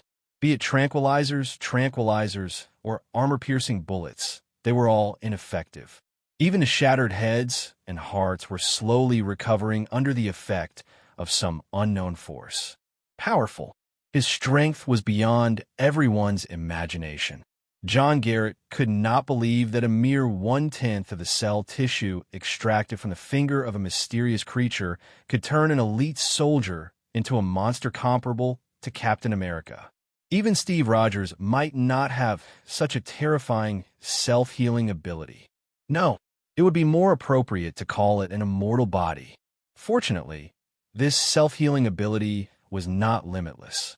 When the tiny amount of divinity was exhausted, the experimental subject quickly collapsed and dissolved into a pool of sticky, unknown substance in just a few minutes. At the same time, the other 5 experimental subjects also woke up one after another. 2 of them were in the same situation as the first one, becoming monsters that only knew how to destroy and kill. The remaining 3 maintained their sanity perfectly and began to eat crazily, absorbing the nutrients that their bodies desperately desired. No one noticed that the pupils of these 3 people would occasionally flash with a golden light. That was a sign of divinity awakening, and, at the same time, it was also the first step from mortals to transcendence. It would not be long before they would obtain some incredible power. At the same time, their personalities would change drastically, and their ambitions and desires would increase exponentially. But John Garrett had not noticed this for the time being. The success rate of 50% made him ecstatic, and he quickly reported the results of the experiment to Alexander Pierce. The latter did not say anything and immediately issued an order to steal as much of that magical finger as possible without alarming Nick Fury. At the same time, he was prepared to make contact with another black dragon that could provide similar blood. As for the culprit behind all these changes, Zhang Cheng was currently in his human form, sitting openly on a modified airliner, flipping through a large number of books and cutting-edge papers on quantum physics while guiding the famous Shockwave Girl to practice her psionic ability. Ever since she obtained the cells of the Mind Flayer's brain, Sky had only slept for 17 hours before regaining consciousness. Then, she discovered that she had acquired eidetic memory, extraordinary memory, and incredible learning and comprehension abilities. Of course, the most important thing was that she had mastered a magical power. With just a thought, she could control objects that were no more than 200 grams to move at will. As a superpower fangirl, was there anything more exciting than this? Therefore, she easily accepted the fact that she had unintentionally summoned a dragon, and she kept experimenting day and night, as if she wanted to develop a very powerful sure-kill skill. Watching her move a glass up and down for a long time, Zhang Cheng finally could not help but remind her, remember, psionic ability is a power that comes from a heart. Its strength depends on the self-recognition in your subconscious mind. Only if you firmly believe that you can do it, then you can create miracles. This is not science, and it does not conform to the common sense you already know. It is a distortion of reality. You mean, I can do it as long as I want to?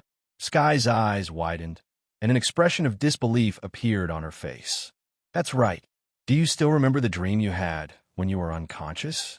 Zhang Cheng put down the thick book in his hand, raised his head, and asked with a faint smile. Uh, you mean the other me?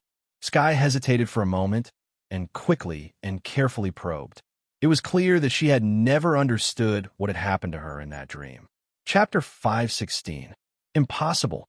This is completely against the common sense of physics.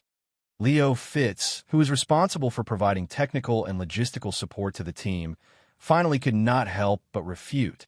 As a highly educated mechanical engineer and electronic engineer, he did not believe that there was anything in the world that could easily change the atomic and molecular structure of matter. Oh, is that so?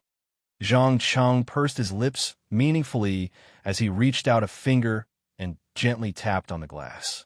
After just 1 second, the glass began to undergo an incredible change. Under the gaze of several pairs of eyes, it turned into a sparkling diamond glass. Oh my God, how is this possible? Gemma Simmons ran out of the lab and picked up the glass, trying to figure out what had just happened. After about 2 to 3 minutes, she raised her head and nodded lightly at her colleague and good friend, Fitz, indicating that this thing was indeed a diamond structure.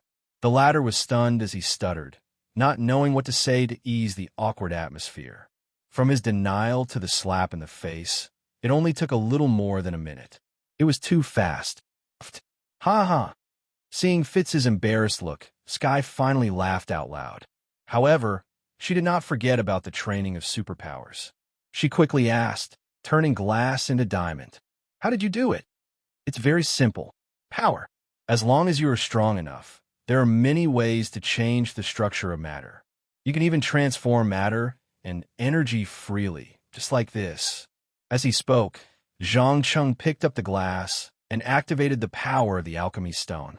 Instantly, the sparkling diamond suddenly turned into water, and then the water turned into different substances such as gold, silver, steel, wood, fire, stone, and so on. It happened so fast that it was too much for the eyes to take in. Just as many people were immersed in the incredible scene in front of them, he raised his hand and snapped his fingers. Snap! The glass that was in a liquid state a second ago immediately turned back into its original glass state. Oh my God, it's like magic. Will I be able to do this one day? Sky clenched her fist excitedly. Of course. But are you sure that what you saw just now was the truth and not an illusion? Zhang Cheng looked into the other party's eyes and proposed a hypothesis with great interest. Because it was a holiday, he did not intend to do anything in this world, let alone join the Avengers or go to the front to feel the power of Infinity Stone. Instead, he was prepared to follow Coulson, who was relatively less dangerous, until the woman who claimed to be the creator sent him back. The reason was simple. Whether it was the Infinity Stone or the sorcerers living in seclusion in Camartage, they were not attractive to him. The former was the embodiment of a certain law of this universe. Once he left this world, he would immediately lose the powerful strength he originally possessed. It was not worth the effort. Similarly, he could do all of the magic powers that the latter had mastered. Even the so-called supreme sorcerer Ancient One could not compare to the divine dragon, except for the time gem. As for the messy advanced technology, the only thing that was useful to Zhang Cheng was the quantum physics research report, especially the part about the structure of matter. This precious knowledge helped him quickly improve his alchemy level. After all, for alchemists, the more they understand the structure of matter, the faster the transformation and the less their own consumption. What do you mean? Was what I just saw not true? Sky frowned subconsciously. Zhang Cheng shook his head with a smile and explained, "No, do you have the ability to figure out the difference between reality and illusion? What is illusion? What is reality? In fact, all your cognition originates from the perceptual organs such as eyes, ears, mouth, and nose, and then through the brain to analyze, understand, and remember, and finally form a huge and complex feedback system. Just like when you pick up a piece of fried chicken, you can immediately realize that it is food, and you can also confirm that it is rich in nutrients and calories. I don't understand. Don't interrupt. Let me finish." Zhang Cheng ignored the puzzled expression on the girl's face and continued. "In fact, it is not difficult to deceive the brain, especially for us who have mastered the psionic ability. As a master of the psionic ability, You have to learn to question everything around you from now on. The so-called truth is not important in our eyes at all. What matters is whether you believe it is true. If you believe it, then even if it is not true, it will become true. If you don't believe it, even if it is true, it will become false. My God, you mean if this power called the psionic ability can affirm or deny the existence of a person or object? Gemma Simmons was worthy of being a top student of Shield Academy. She was the first to understand the meaning of the words, and her mouth opened in surprise. Oh, you're very smart. Yes, this is the greatness of the psionic ability. It can unknowingly change everything according to the wishes of the user. But this is only in theory. At least I haven't seen anyone who can train their psionic ability to change the world. After saying this, Zhang Cheng ignored everyone and continued to read the books and papers at hand. Through the monitor, Carlson saw everything that had just happened and quickly raised his head and asked his old partner, "What do you think of him?" "What do you mean?" May asked blankly. "Character. Don't you think that as a terrible dragon, he is a little too rational?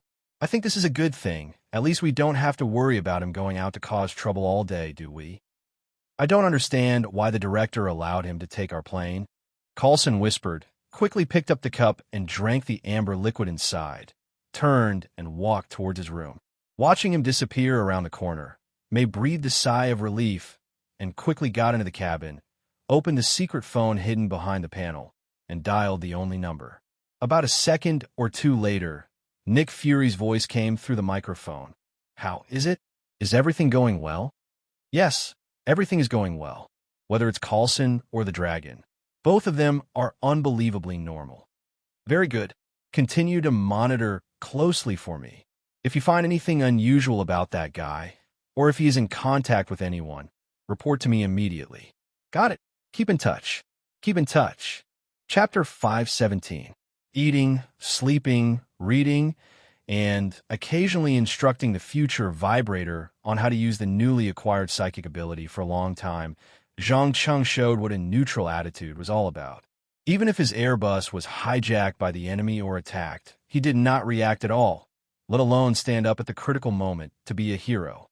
To be exact, no matter what kind of enemy it is, they will subconsciously ignore his existence, as if they did not see him at all. Even if someone else talks to him, the other party will turn a blind eye. In such a strange situation, not to mention a group of rookies who have just entered the industry, even Carlson, a senior agent who has seen big scenes and has been in contact with countless supernatural forces, was full of surprise. However, knowing Zhang Cheng's true attitude, he did not go too deep to inquire about how much incredible mysterious power a mythical black dragon had mastered, and he also forbade his men to do so. This state of peace continued until some reckless idiot shot the heroine and another senior member of Hydra hidden inside S.H.I.E.L.D. Clairvoyant, John Garrett, finally appeared. There is no need to ask. This guy wants to take the opportunity to use Carlson's hand to find the mysterious Tahiti project, that is, the resurrection medicine made with the body and blood of the Kori people. GH 325. After all, so far, using the mysterious power contained in the unknown biological finger to create a super soldier project, although several experimental subjects have successfully survived and have terrifying power that ordinary people can't match, the scientists engaged in the research have never figured out what the substance is at work, let alone improving the success rate of the experiment. Maybe it doesn't matter if it's just using this thing to create a super soldier. Anyway, a success rate of about 50% is enough to satisfy Hydra executives. But for John Garrett, whose life is threatened, a success rate of 50% is like gambling with his life. In contrast, the Tahiti project, which successfully resurrected Carlson, is obviously much more reliable. Of course, before leaving, he did not forget to test Zhang Cheng's attitude towards S.H.I.E.L.D. until the latter made it clear that he would not care about the fight between humans, and then he left satisfied. Watching the conspirators' plane disappear at the end of the sea of clouds, Zhang Cheng slightly curled his lips and muttered to himself in a voice that only he could hear, "Aha, the boring days are finally over. War, killing, betrayal, death, that's what I'm looking forward to. I hope Hydra will be more interesting than S.H.I.E.L.D." As soon as he finished speaking, he glanced meaningfully at Grant Ward, who was drinking not far away. He then stood up and said to everyone in the cabin with a smile, "I'm very sorry, everyone. I'm afraid I'll have to excuse myself for a while." "What do you mean? Where are you going?" Carlson's face showed a vigilant expression. "Relax. I'm just a little tired of staying on the plane for a long time. I plan to buy a few books and eat some delicious food. If there's anything, you can call me." As he spoke, Zhang Cheng waved the very advanced multi-function phone in his hand and directly turned invisible, passing through the wall and falling from a height of tens of thousands of meters. "Damn it! Quick! Contact the director!" Carlson shouted at his old partner, Melinda. The latter also realized the seriousness of the problem and nodded without saying a word and immediately ran to the upper area. In less than a dozen seconds or so, the news that the dangerous target was out of control was sent to the desk of Nick Fury at S.H.I.E.L.D.'s Trident headquarters. Unfortunately, the one-eyed director was not in the office at the moment, so the news was intercepted by Alexander Pierce. Without saying a word, he picked up the phone and informed his confidant, Crossbones Brock Rum, indicating that the latter should immediately go to the crash site to meet the mysterious creature with terrifying power. It has to be said that the technology of the Marvel Universe's Earth is far more advanced than any of the Earths that Zhang Cheng has ever experienced. Perhaps due to the influence of the appearance technology, cutting-edge technologies such as super chips, high-capacity storage devices, ultra-long standby batteries, 3D holographic images, etc., are all integrated into the palm-sized mobile phone. Whether it is the Earth he was born on or the magic Earth, it can instantly trigger a technological revolution and bring endless wealth to the holder.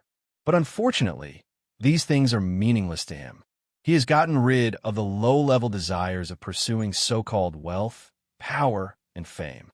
Instead, he is moving toward higher goals such as power and immortality. With a strong airflow blowing past his cheeks, he soon saw the light on the ground.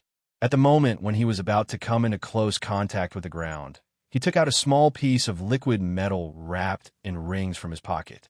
Instantly, his whole body seemed to be affected by some kind of anti-gravity effect as he floated in the air and finally slowly landed on the top floor of a building. There's no doubt that this small group of liquid metal is nothing else but a mysterious substance that he came into contact with not long ago. Gravity? However, this small group was not stolen from under S.H.I.E.L.D.'s nose. He created it out of thin air by combining alchemy and particle structure. Just creating such a small amount consumed nearly 1/5 of the magic energy in his body. In fact, these days, Zhang Cheng has been practicing his alchemy skills because he can feel that there's an incredible thing in his body that is about to break out of its shell, and alchemy is the key to breaking the final shell. Admiring the night view of the city from above, Zhang Cheng put away the gadget in his hand and asked without looking back, "How long are you going to stand at the door? Do you want me to invite you out?" As the last word was blurted out, the security door on the top floor of the building was blown away by an unknown force with a bang, then twisted, compressed, and finally turned into a smooth metal ball. Click! Click! The fully armed soldiers hiding in the passage were obviously startled. They opened the safety and raised the automatic rifles in their hands. "Bastard! Put down the gun. If you don't want to die," the guy in the lead yelled loudly. As the temporary commander of the team, he learned from the mouth of his boss that the seemingly harmless young man in front of him had terrifying power. The slightest carelessness could cause the entire team to be wiped out. Although the soldiers were somewhat reluctant, they finally chose to obey the order and put down the weapons in their hands. Chapter 518. Cars, speedboats, planes escorted by the militants under the control of Hydra, Zhang Cheng soon arrived at a rather luxurious country villa. Standing at the door of the villa was none other than Alexander Pierce, and standing next to him were Crossbones Brock Rum, Winter Soldier, Bucky Barnes, Hitwell, and John Garrett. Anyway, the Hydra executives lurking in S.H.I.E.L.D. are almost all here. Looking at these familiar and strange faces, Zhang Cheng deliberately pretended to be casual and shrugged his shoulders. "Please explain. Who are you, and what is your purpose in bringing me here? I'm very sorry to invite you in such a rude way."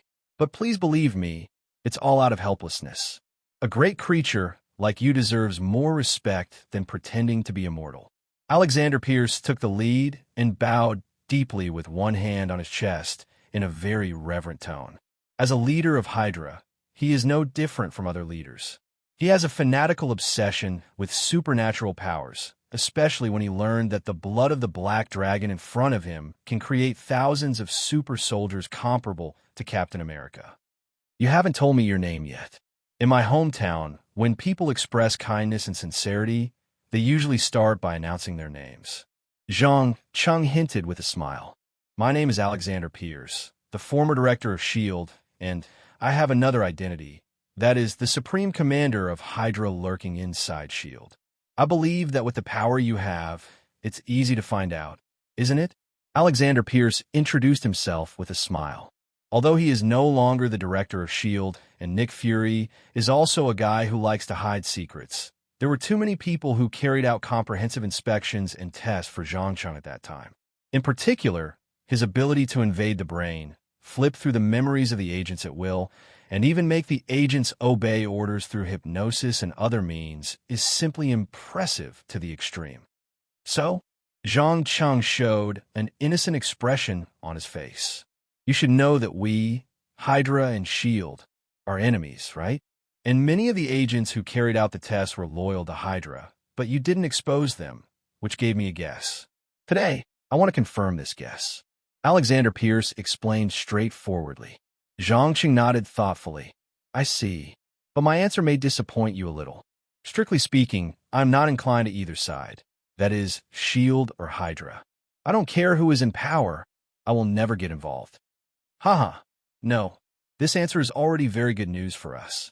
In addition, would you like to make some deals with us? I promise that I will never let outsiders know the contents of these transactions. Alexander Pierce said as he made an inviting gesture and led the way into the villa. Through the exquisite garden, the group came to the hall filled with all kinds of fine food and wine. Judging from the dishes on the table, he has obviously inquired about Zhang Cheng's food preferences, and the supply is sufficient to fill the appetite of a dragon with a body length of hundreds of meters. I'm starting to like you a little, Mr. Pierce. Zhang Chung picked up the plate and tasted a small piece of rib with satisfaction in his eyes. There is no doubt that compared to the fast food provided by S.H.I.E.L.D., Hydra is undoubtedly sincere. Every dish is cooked by a top chef, which greatly satisfies the appetite of the taste buds. It must be known that he is not eating to replenish energy, but simply for enjoyment. The more delicious something is, the higher the enjoyment. Alexander Pierce saw this and hurriedly showed a flattering smile. I'm glad you're satisfied. If you don't mind, can I talk about the contents of the deal now? Of course. Please. Zhang Chung opened his mouth wide and slowly poured a large plate of pork ribs that weighed 2 to 3 kilograms into his mouth. The sound of chewing made one's hair stand on end. The reason why it was creepy was because he had even chewed and swallowed all the bones. Among them, there were several thick leg bones. Just this bite force alone had already surpassed any existing carnivore on Earth. First of all, I want to get some of your blood. My blood? Don't tell me you're... Zhang Chung threw down the empty plate and quickly glanced at the bodyguard behind him. Sure enough, 3 of the adult males contained weak divinity, and because of the addition of unknown things, their bones, muscles, and skin were dozens of times stronger than ordinary people. Yes, using that finger and the technology we have at hand, we created 6 super soldiers.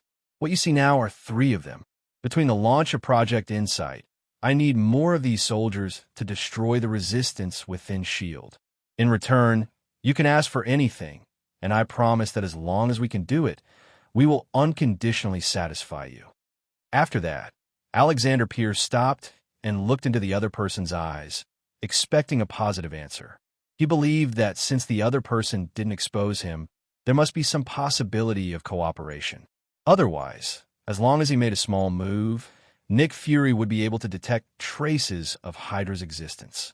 A trace of mockery flashed across Zhang Cheng's face, and he replied without thinking, Yes, I happen to have a wish list here.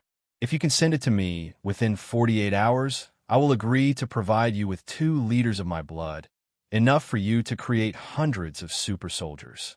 But the premise is that you have to give me the other potion formula mixed in the bodies of those soldiers. No problem. We, Hydra, are very sincere. Alexander Pierce took the slip of paper, which was full of tiny words, and glanced at it briefly before a satisfied smile appeared on his face. There was no way not to be satisfied. Most of the things on this note were S.H.I.E.L.D.'s existing assets, such as Quinjet, some relatively rare elements, a large number of relatively advanced individual combat heavy firepower weapons, and ammunition. Anyway, a trip to the warehouse would give him as much as he wanted. Although he didn't understand what a dragon with terrible supernatural powers wanted these things for, it was a good thing that the other party had needs. What's more, compared to 2 liters of dragon blood, this price was nothing. In that case, I will wait here for your news. Remember, my patience is very limited. If the things on the list are not collected after 48 hours, the consequences will be very, very serious. Chapter 519. Hydra's actions are always fast and efficient. In just a dozen hours, all the items on the list were transported to the villa. They even prepared an additional yacht that looked like a large yacht on the surface, but in fact, it was equipped with an advanced nuclear power system. The rear deck was equipped with 2 landing aprons that could take down Quinjet or helicopters.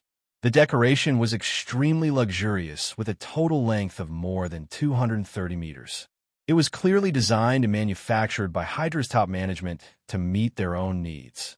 It was not something that could be bought with money. Looking at the behemoth docked at the villa's seaside dock, Zhang Cheng turned his head and asked Alexander Pierce with a smile, "Can you explain what this means?" "Nothing else, just a small gift. I hope you like it." The latter had a faint smile on his face, as if to say that such a priceless yacht was not worth mentioning. In fact, it was indeed so. As one of the few people standing at the top of the huge organization, the wealth, power, and technology he controlled were far beyond the imagination of ordinary people. As long as the operation insight could be successfully implemented, everything was worth it. Using a yacht to test my preferences? Have you forgotten that I can invade a person's brain at any time and read their deepest memories and thoughts? Zhang Cheng mercilessly exposed the other party's thoughts. With the growth of his psionic ability, ordinary people had no secrets in front of him. With just a thought, he could instantly know the psychological activities of all human beings within a radius of 1 kilometer. No, I never forgot. I just want to reach some consensus between you and us. Please believe me, Hydra will always be able to give you much more than S.H.I.E.L.D. Alexander Pierce lowered his voice and hinted, "I've already said that I won't interfere in the battle between the 2 of you, so please don't continue with these boring little actions." After saying that, Zhang Qing opened his mouth that was filled with sharp teeth and started chanting the draconic language. In just a dozen seconds, the huge yacht began to shrink rapidly and eventually became a model-like gadget about 20 centimeters in length. At the same time, several multifunctional Quinjets with different focuses and trucks full of arms were also shrinking. After doing all this, he gently crooked his finger and put all these technological products that were at least 60 to 70 years more advanced than the magical Earth into his magic waste bag, planning to take them back in case of emergency. At the very least, he would be able to travel a little faster when exploring inaccessible places. However, Alexander Pierce obviously didn't know this. He stared dumbfoundedly at the planes, trucks, and yachts that had been shrunk in the same proportion. He was so shocked that he couldn't speak. After a few minutes, he finally came back to his senses and asked in a slightly excited tone, "How did you do it? Technology or magic?" "Magic," Zhang Cheng answered casually. Whether it was in the Pharaon continent or the world of Azeroth, shrinking or enlarging an object was an application in the field of arcane magic. Generally speaking, the higher the spell casting level, the more precise the control of energy, and the higher the ratio of reduction or enlargement. Of course, the spell that he cast just now combined the advantages of the 2 worlds. As long as there was no spell that disturbed the stable magical energy around the shrunken object, the object would not suddenly revert to its original state due to the passage of time. Magic? Will it be widely disseminated? The eyes of Alexander Pierce shone with the most eager light. If you're referring to whether humans can learn it, the answer is yes, they can. But the premise is that this person must be very smart and need 30 to 50 years of learning to barely shrink an object to 1/20th of its original size. If I were you, I would never think of anything else at this critical time. Instead, I would focus on Project Insight. Don't think that you have Sherwin. Nick Fury is not as easy to deal with as you think. Zhang Cheng gave a meaningful warning. Arrogance is the natural enemy of success. Looking at the short history of mankind, it was easy to find countless unlucky people who were only one step away from success, but their arrogance led to their failure. He was looking forward to seeing what the Marvel Universe would be like if Hydra's Project Insight succeeded. Alexander Pierce smiled reservedly and shook his head. I know Nick Fury very well. Every decision he makes is within my expectations. There is no way he can turn the tables.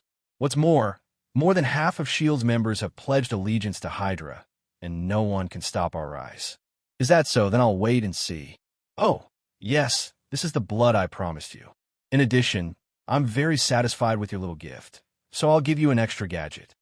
With that, Zhang Cheng handed a large bottle of dragon blood and a translucent crystal ball to the other party. What is this?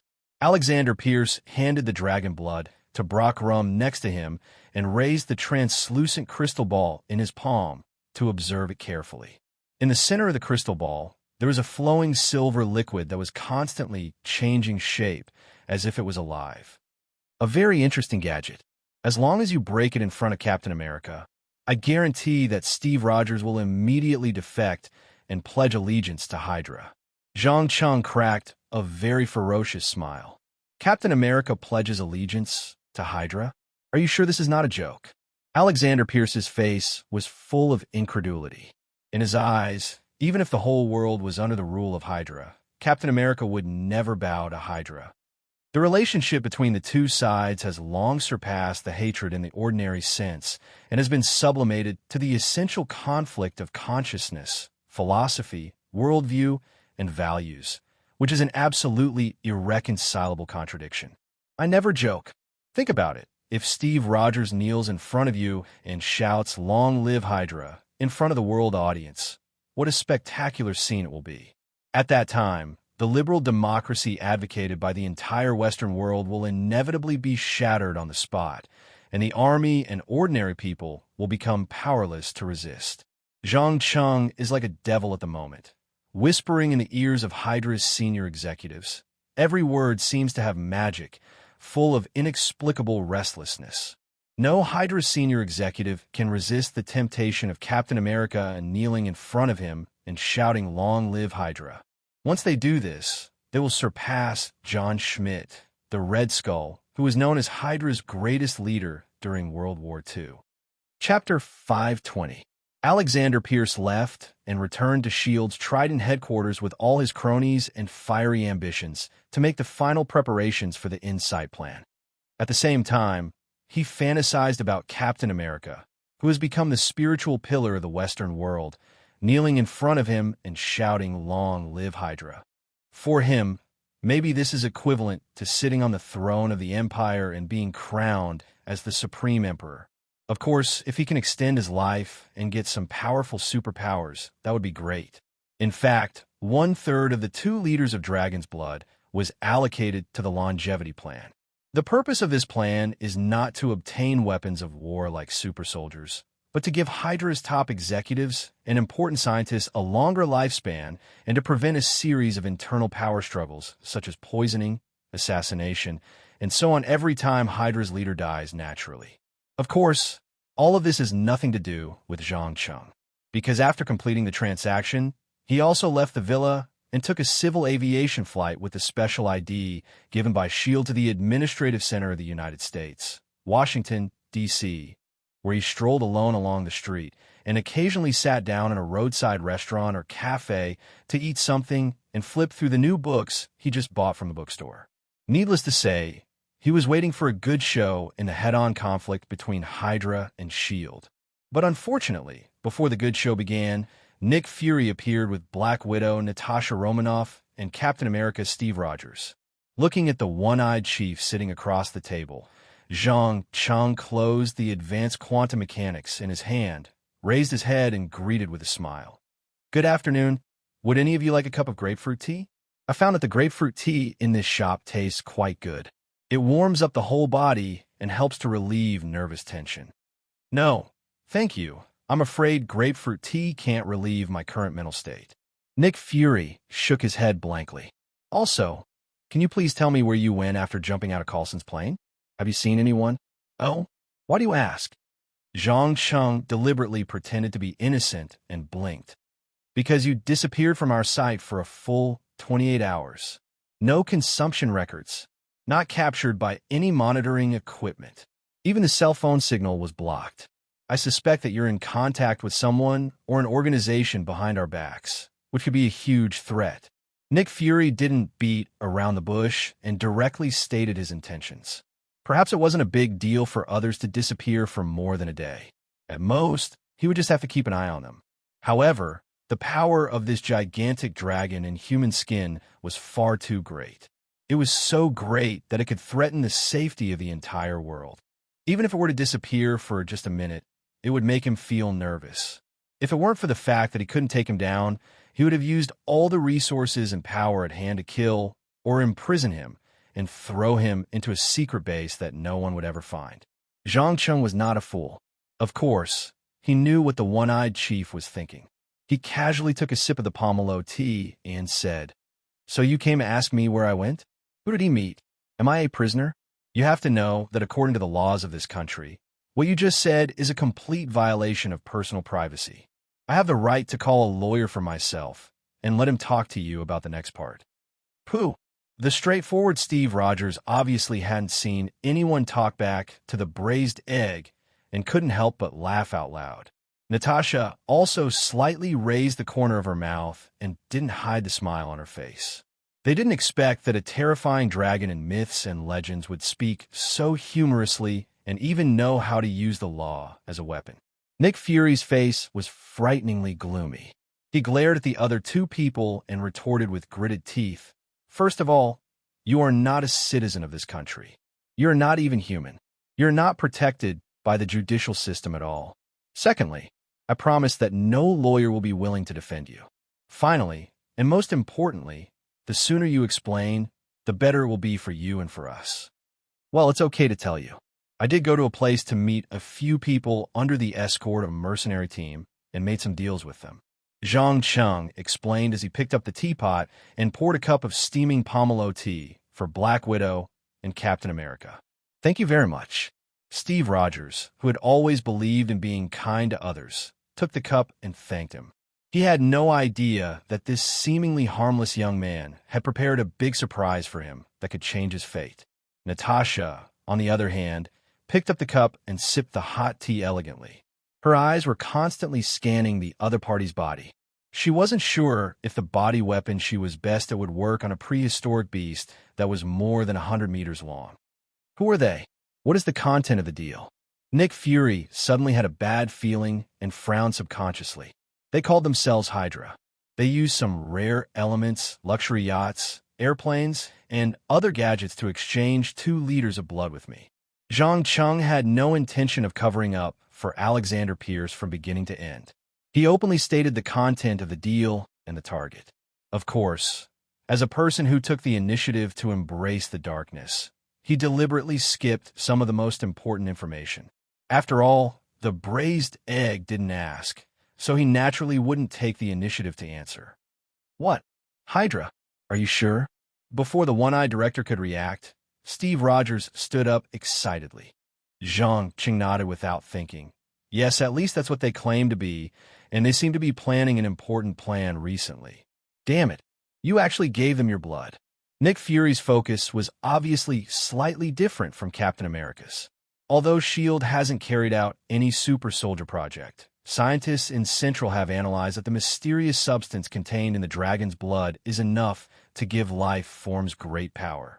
He couldn't imagine how dangerous the whole world would become once some terrorist organizations got their hands on it and created 20 or 30 super soldiers comparable to Captain America.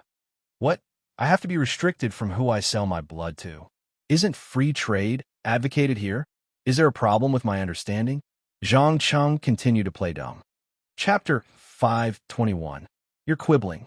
Tell me, who are these people? I believe that with your ability, it's easy to figure out their identity, isn't it? Nick Fury was obviously enraged. His body leaned forward slightly, and his only eye was glowing with anger. If it weren't for the fact that there were many ordinary people around, he would definitely kick the table in front of him so that the other party could feel the anger in his heart that was about to explode. Looking at the ferocious face of the one-eyed chief, Zhang Cheng smiled casually and comforted him. Calm down. You should know very well that anger is the most meaningless emotion in the world. The only thing it can do is quickly reduce your IQ and judgment. Although I'm not going to tell you their true identity, I'm willing to give you a little hint. Hint. Natasha was keenly aware of the flash of playfulness in his eyes. As a beautiful woman who often played with men in the palm of her hand, she knew very well what this look meant. Yes, please wait a moment. Zhang Cheng stretched out his left hand and took out a palm-sized Quinjet from his magic backpack.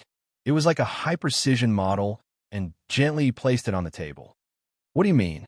Don't tell me you're suddenly addicted to this kind of children's toy. Nick Fury frowned subconsciously.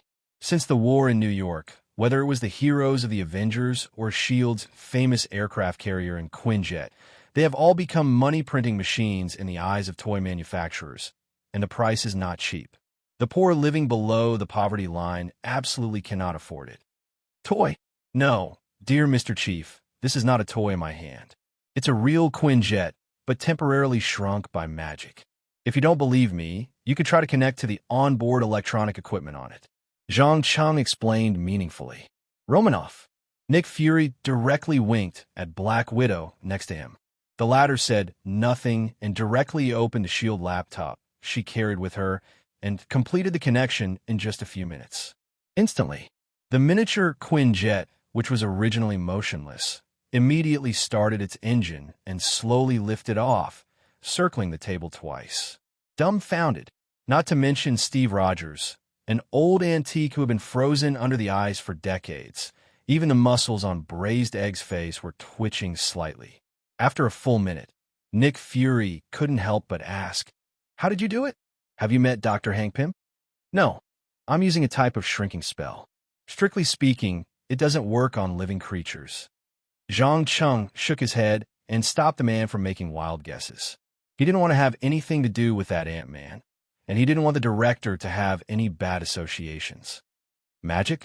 So, the guys who called themselves Hydra are hiding inside S.H.I.E.L.D.? Nick Fury was worthy of being an ace agent, and he instantly grasped the key point. Haha, that's just your guess. I didn't say anything. Zhang Cheng curled his lips into a half-smile. He grabbed the Quinjet and stuffed it into his pocket before continuing to drink his tea calmly. Damn it, Romanoff, you stay here and keep an eye on him. Steve, come back to the headquarters with us. There are some things I need to confirm immediately. Realizing the seriousness of the problem, the one-eyed director quickly made a judgment of the current situation. He turned around and walked out of the store with Captain America. He drove a black bulletproof car and disappeared at the end of the road. It wasn't until the two were far away that Zhang Cheng put down the teacup in his hand and asked Black Widow sitting across from him, "Miss Natasha, if Nick Fury dies, would you work for me?" "Oh, why do you say that?" Natasha Romanoff put her right leg on her lap and made a suggestive gesture. Because more than half of S.H.I.E.L.D.'s members have pledged allegiance to Hydra, especially in the combat department. You can't find many people who are not Hydra.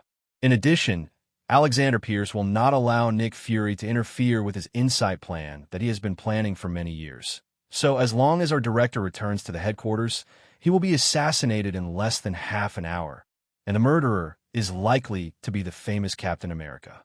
While saying this, Zhang Cheng always had a strange smile on his face, and his eyes flashed with golden light from time to time. "You are a participant." Black Widow was not a fool and immediately realized the terrible conspiracy behind it. She quietly took out her mobile phone and wanted to send a message to her boss. But before her fingers touched the screen, she found that her whole body seemed to be controlled by some mysterious force, and she couldn't even move a finger. Participant? No, I'm not a participant, just a bystander who provided a little help. You can think of me as a curious sociologist who wants to see the practical results of Hydra's interesting theory. Of course, Nick Fury is not without a chance. At least I gave him a little hint. As long as he can find it in time, there is absolutely no problem for him to escape.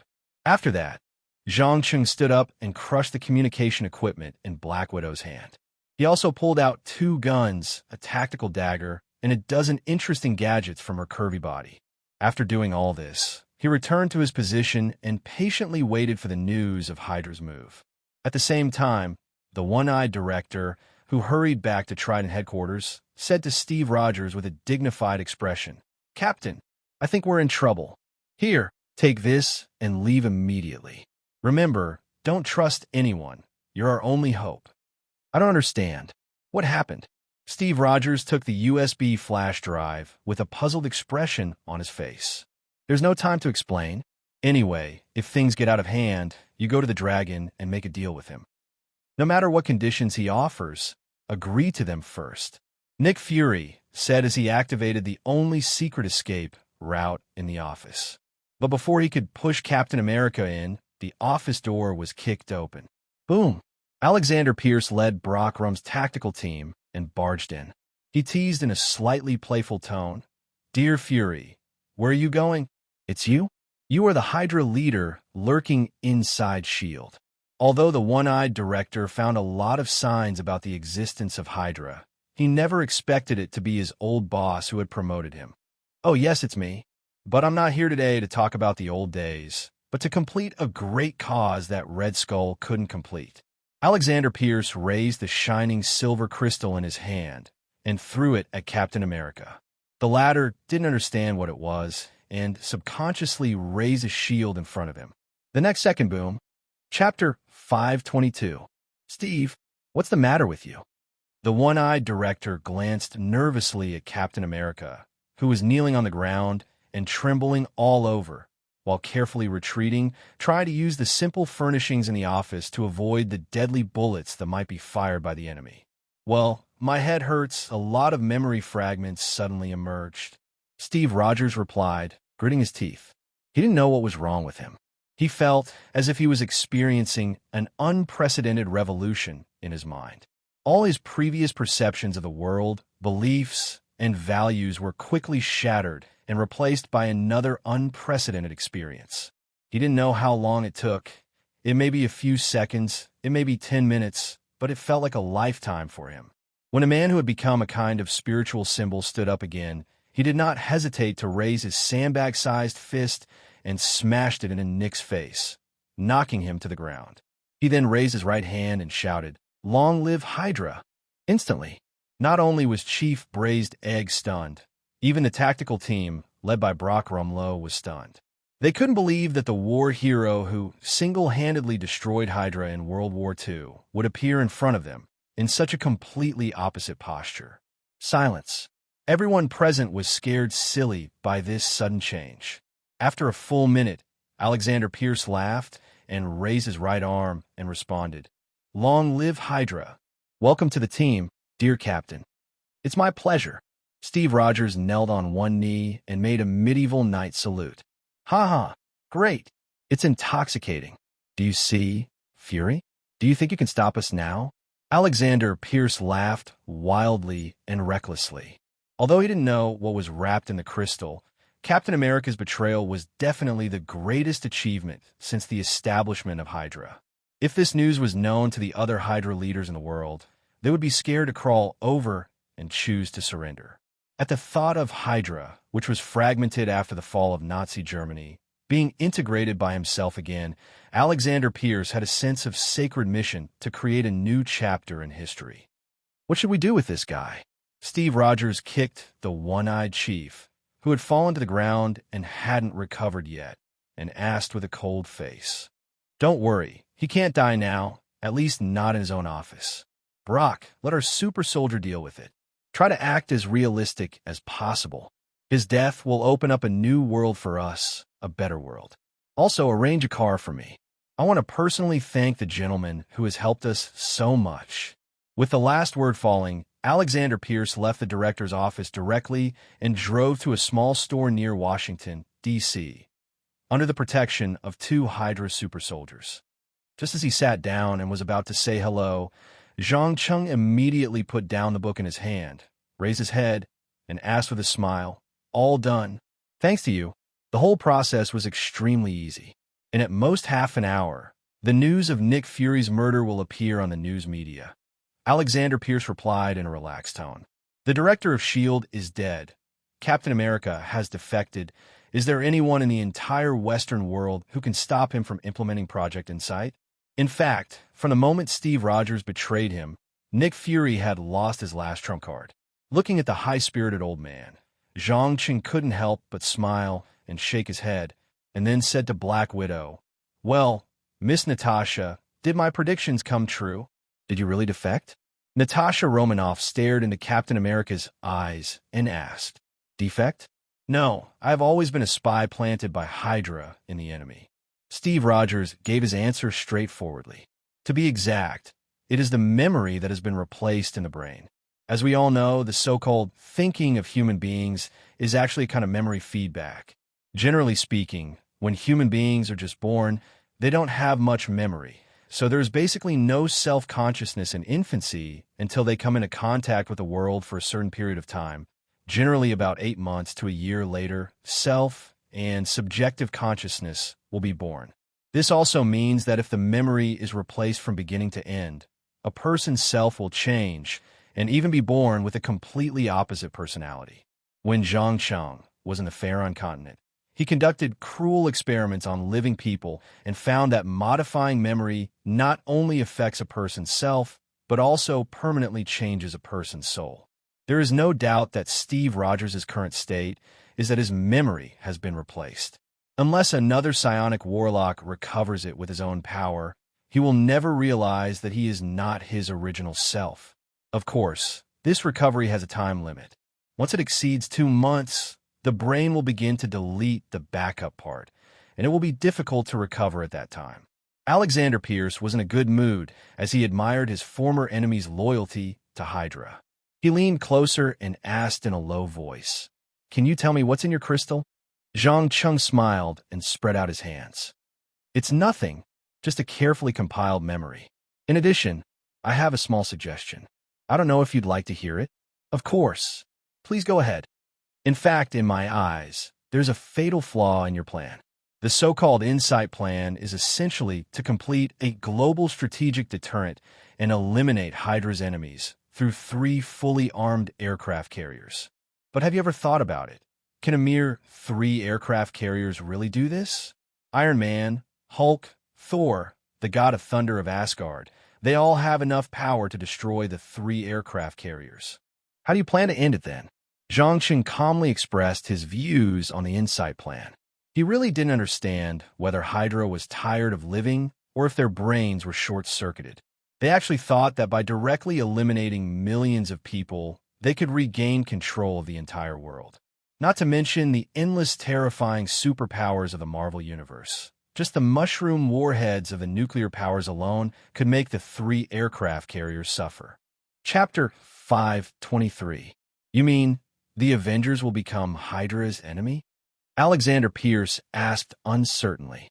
Zhang Cheng chuckled and replied, "No, not just the Avengers. Believe me, if you really intend to clean the world according to the idiotic Zola algorithm, you will taste failure in a week at most. Ruling is a power game that tests patience and wisdom. You can't rely on oppression and fear to make all the ignorant people surrender. On the contrary, many people have the so-called reverse psychology.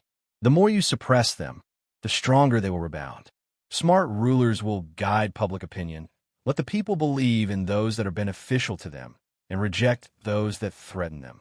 Remember the McKinsey doctrine that ran rampant in the U.S. in the 40s and 50s? That was a near-perfect operation.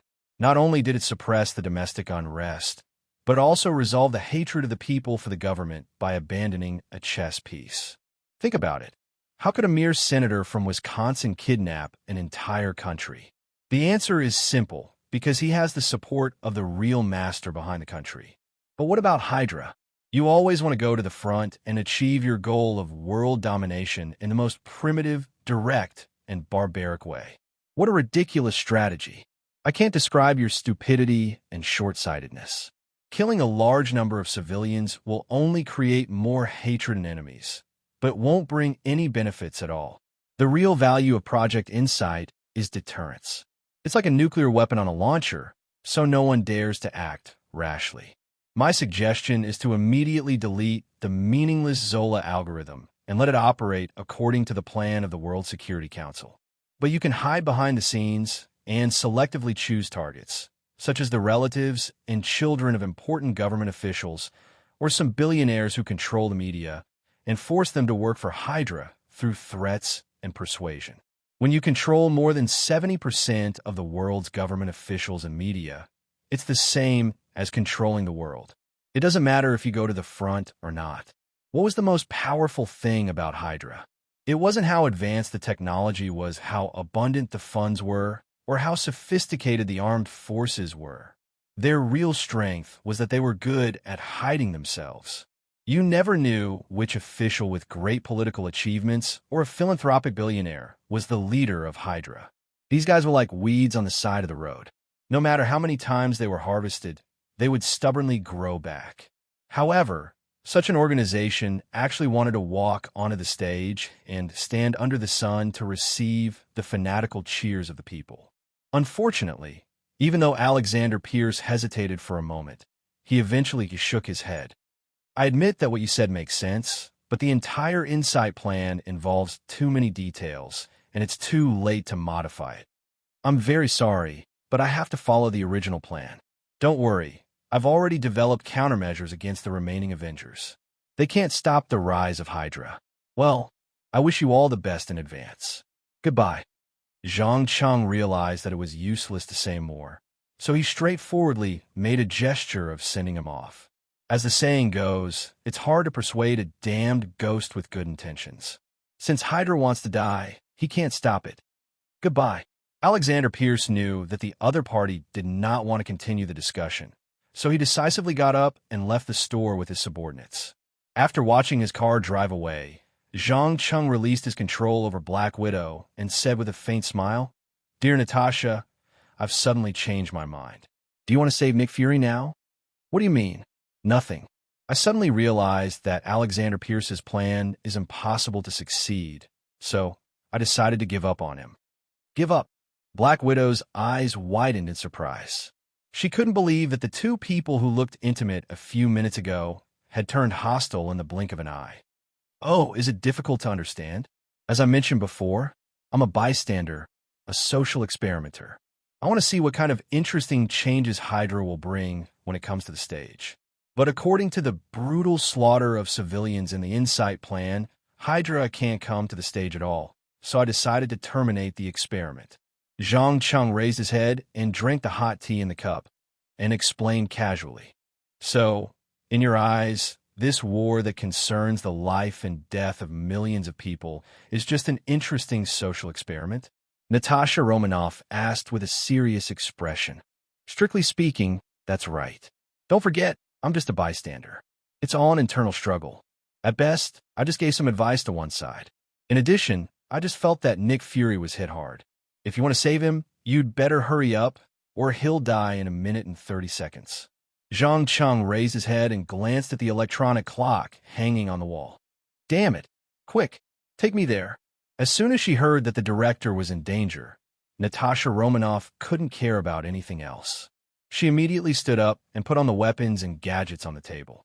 Zhang Cheng didn't say anything. He hugged the beautiful Black Widow's slender waist and raised his hand and snapped his fingers gently. Snap! Instantly, precise teleportation magic launched. The next second, the two appeared in a dimly lit underground parking lot. Before Natasha Romanoff could recover from the dizziness, she heard a loud bang in her ear. A man holding a grenade launcher pulled the trigger continuously at the SHIELD director's car. The deadly grenades hit the bulletproof car door that was strong enough to withstand an RPG rocket launcher and directly blew it into the sky. Accompanied by the dazzling red flames, Nick Fury was like a ragged rag doll. He was directly thrown out by the terrifying blast and slammed into a thick cement column, followed by blood spurting out of his mouth.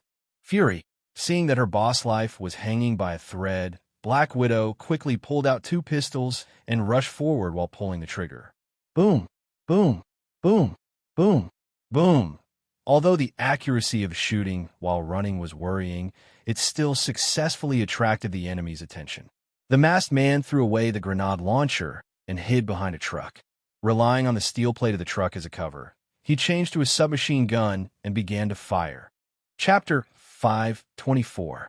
Yo, Mr. Director, you don't seem to be in a good condition right now. While the Black Widow was fighting with the enemy, Zhang Cheng came to the one-eyed director and handed him a bottle of healing potion. Cough, cough, cough. Nick Fury kept spitting out blood foam from his mouth, mixed with pieces of flesh that looked like internal organs. After a full half a minute, he finally managed to catch his breath and asked in an extremely hoarse voice, "What is this?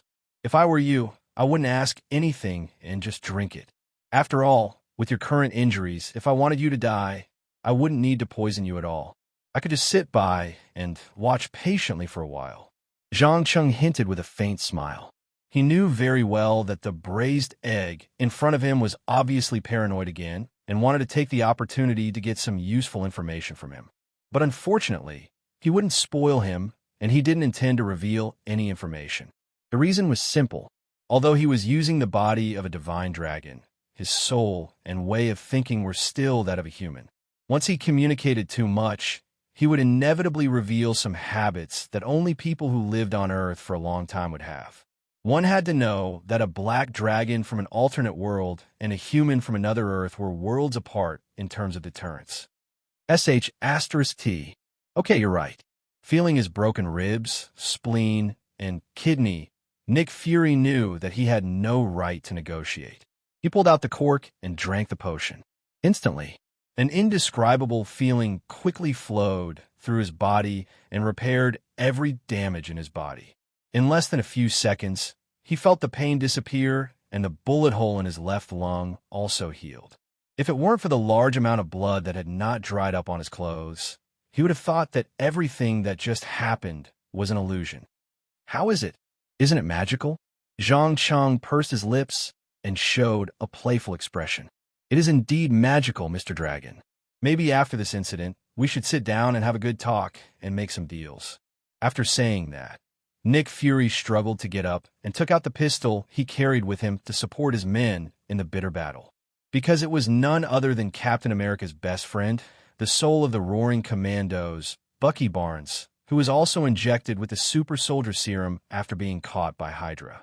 In fact, the Winter Soldier was originally one of the trump cards in the hands of Alexander Pierce. But with the large amount of dragon blood that allowed new super soldiers to be born, his importance rapidly declined. Coupled with the long-term brainwashing, his emotions often fluctuated erratically, and he gradually became useless. Some people even suggested that Alexander Pierce destroy the Winter Soldier to prevent some old cases from being exposed. Looking at the three of them fighting back and forth for a long time, Zhang Cheng finally couldn't help but yawn and suggest, "Everyone, can you please stop? In fact, you don't have to fight to the death like this, especially you, Bucky Baines. Maybe it's time for you to remember the past." Just as he finished speaking, a golden light flashed in his eyes, and his psionic ability was activated on the spot, awakening the memory in the deepest part of his brain. No. The Winter Soldier, who was still punching and kicking 1 second ago, screamed and fell to the ground in the next second, wailing in pain.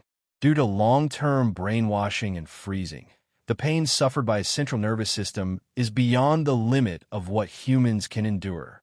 Just as Natasha Romanoff raised her gun and wanted to thoroughly understand the enemy in front of her, Zhang Cheng suddenly stopped her and said, "Don't kill him, if you don't want Steve Rogers to hate you for the rest of your life." "Captain, what the hell is going on?" Black Widow frowned subconsciously. "It's very simple. The person who wants to kill you, is actually a friend of Captain America, Bucky Barnes. He was brainwashed by Hydra and doesn't know what he's doing. In addition, Steve Rogers is in a similar state. Zhang Cheng gave an explanation, avoiding the main point and dwelling on the trivial. He is not a fool, and he will not let the two people in front of him know that Captain America's betrayal is actually because of him. Anyway, it's impossible for the other party to confront Alexander Pierce, so he simply put all the blame on Hydra. There's no other way. Who told these guys to be useless and look for their own deaths? Nick Fury smelled a conspiracy and stared with one eye and said, "Can you help us? I've helped you awaken his memory. As for the rest, it's up to you to solve it yourself. I believe that with the help of the Winter Soldier, you'll be able to stop Alexander Pierce from launching Project Insight. If it still doesn't work, you can call me. Let me remind you in advance that my fee is very high." After that, Zhang Cheng smiled slightly, and his whole person gradually became transparent and finally disappeared completely. Natasha Romanoff looked around vigilantly until she was sure that the biggest uncertainty had really left. Then she walked quickly to the one-eyed chief and reported in a low voice, "Fury, just a few minutes ago, Alexander Pierce met with that guy in person and even talked a lot about Project Insight." "Oh, about what?" Nick Fury spat out the remaining blood in his mouth, and his face looked a little gloomy. "About the plan to let Hydra continue to hide behind and secretly develop forces until it completely controls the whole world. He turned the war involving millions of lives into a social experiment on the spot." At this point, Black Widow's voice suddenly became sharp, and her eyes showed undisguised anger. "Did Alexander Pierce agree?" Nick Fury continued. "Did he agree? No. I think it may be for this reason that he stopped cooperating with Hydra." Natasha Romanoff quickly shook her head and replied, "Really, it seems that we still have some luck, don't we? If he really stands on the side of Hydra, I can't guarantee that we can finally turn the tables." Before Nick Fury could finish his words, Bucky Baines, who was lying on the ground, suddenly twitched and jumped up. His face was full of confusion. Where is this? "Steve?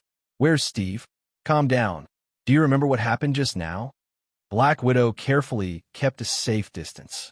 She would not forget the strong fighting power that the other party showed in just a few minutes, and she didn't want to fight again at all.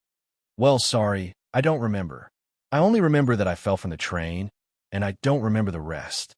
Bucky Barnes squatted down with his head in his hands. Chapter 5:25.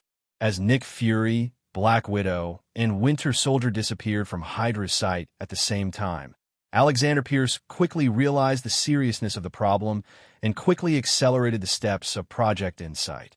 He even played the traitorous Captain America card to convince the World Security Council that they needed Project Insight to deal with an increasingly dangerous and chaotic situation. In just 2 or 3 days, he got the final authorization and placed all the more than 100 super soldiers he had created in the S.H.I.E.L.D. headquarters in order to deal with possible sudden attacks. At the same time, Nick Fury was also hiding in the dark and calling for friends. Hawkeye, Iron Man, War Machine have joined in, plus Winter Soldier and Black Widow who got rid of the brainwashing. The lineup is also unprecedentedly strong. After all, the current situation is more complicated, and because of Zhang Cheng's intervention, it is much more dangerous than the original plot, and the one-eyed director did not dare to be careless. In particular, hundreds of super soldiers made with the blood of the divine dragon. Once they are hidden among ordinary people, their destructive power is simply indescribable. In this way, after some intensive preparation, the two sides finally collided in the last half an hour before the flying aircraft carrier was about to take off. Boom! Boom! Boom! A red figure crossed the sky and directly destroyed 3 Quinjets that had just taken off and were about to launch intercepting missiles. There's no need to ask. This is not someone else at all.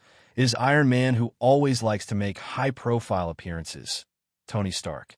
The silver-gray figure behind him is naturally his friend, War Machine, James Rhodes. With the help of unparalleled mobility and intelligent assistance systems, they easily smashed S.H.I.E.L.D's prevention and control system. And they also invaded the internal network and transmitted the pre-recorded video data of Nick Fury, to every monitor. In less than 10 minutes, S.H.I.E.L.D.'s internal members clearly knew that they had been infiltrated by Hydra, and even Captain America had been brainwashed and turned into a terrible killer. For a while, many agents who were still loyal to S.H.I.E.L.D. picked up their weapons and began to resist Hydra's control, and various gunshots and explosions were heard. Looking at the chaotic scene outside, Alexander Pierce finally roared angrily. "Send out our most elite soldiers. All of them. Make sure that the flying aircraft carrier can take off smoothly." "Understood." Brock Rum nodded vigorously and quickly issued an order into the microphone. In the blink of an eye, a group of heavily armed soldiers in black uniforms rushed out of the hidden corner and launched a three-dimensional coverage attack against Iron Man and War Machine flying around in midair. Even with the help of the AI system, the two of them managed to avoid most of the anti-air missiles. However, in the end, they still took a few hits and fell heavily to the ground, creating two large craters. F***CK. Tony, you didn't tell me these guys had anti-aircraft missiles. James Rhodes cursed as he got up from the ground. "Stop complaining. They're coming." Tony Stark raised his right hand and fired a shockwave at one of the charging super soldiers. Bang! After a loud bang, the young warrior was not sent flying. He only took 2 steps back and then pounced on him and knocked him to the ground. "Damn it. Jarvis, tell me what just happened." Iron Man asked his AI butler and combat assistant while trying to break free from the other party's entanglement. "Sir, according to the scan, the enemy in front of you has 20 times the strength and physique of a normal human. It is with such a superhuman body that he resisted the shockwave you fired. In addition, there are at least 107 identical super soldiers around." Jarvis gave the answer in emotionless words. "What? There are more than 100 of these guys." Tony Stark opened his mouth in surprise. After a short fight, no one knows better than him how terrible these guys are, whether it's strength, speed, or resilience. If it weren't for the protection of the Iron Man armor, he wouldn't have been able to hold on for even a second. "Tony, let me tell you some bad news. More than 100 super soldiers are rushing towards us." James Rhodes jumped up, kicked the enemy holding his friend's thigh, and quickly climbed high into the sky. "Nick Fury, I need an explanation. You didn't tell me that Hydra had more than 100 Steve Rogers in their hands." Iron Man also fled to the sky and questioned the one-eyed chief through the radio. However, the cunning braised egg did not answer his question directly, but comforted him softly. "Relax. I have sent someone to ask for reinforcements. You just have to hold them back." Before Tony Stark could continue to ask, Nick Fury directly told the other 2 men, "Romanoff Clint, do it." "Roger, understood." Black Widow and Hawkeye, who had already secretly lurked in the building, passed through the corridor one after another and knocked down several Hydra agents at the door of the office at a very fast speed and directly broke in. You guys have finally shown up. Steve, kill them." Alexander Pierce was not flustered by the appearance of the two at all and directly gave Captain America an order. "Long live Hydra." Steve Rogers did not waste any time.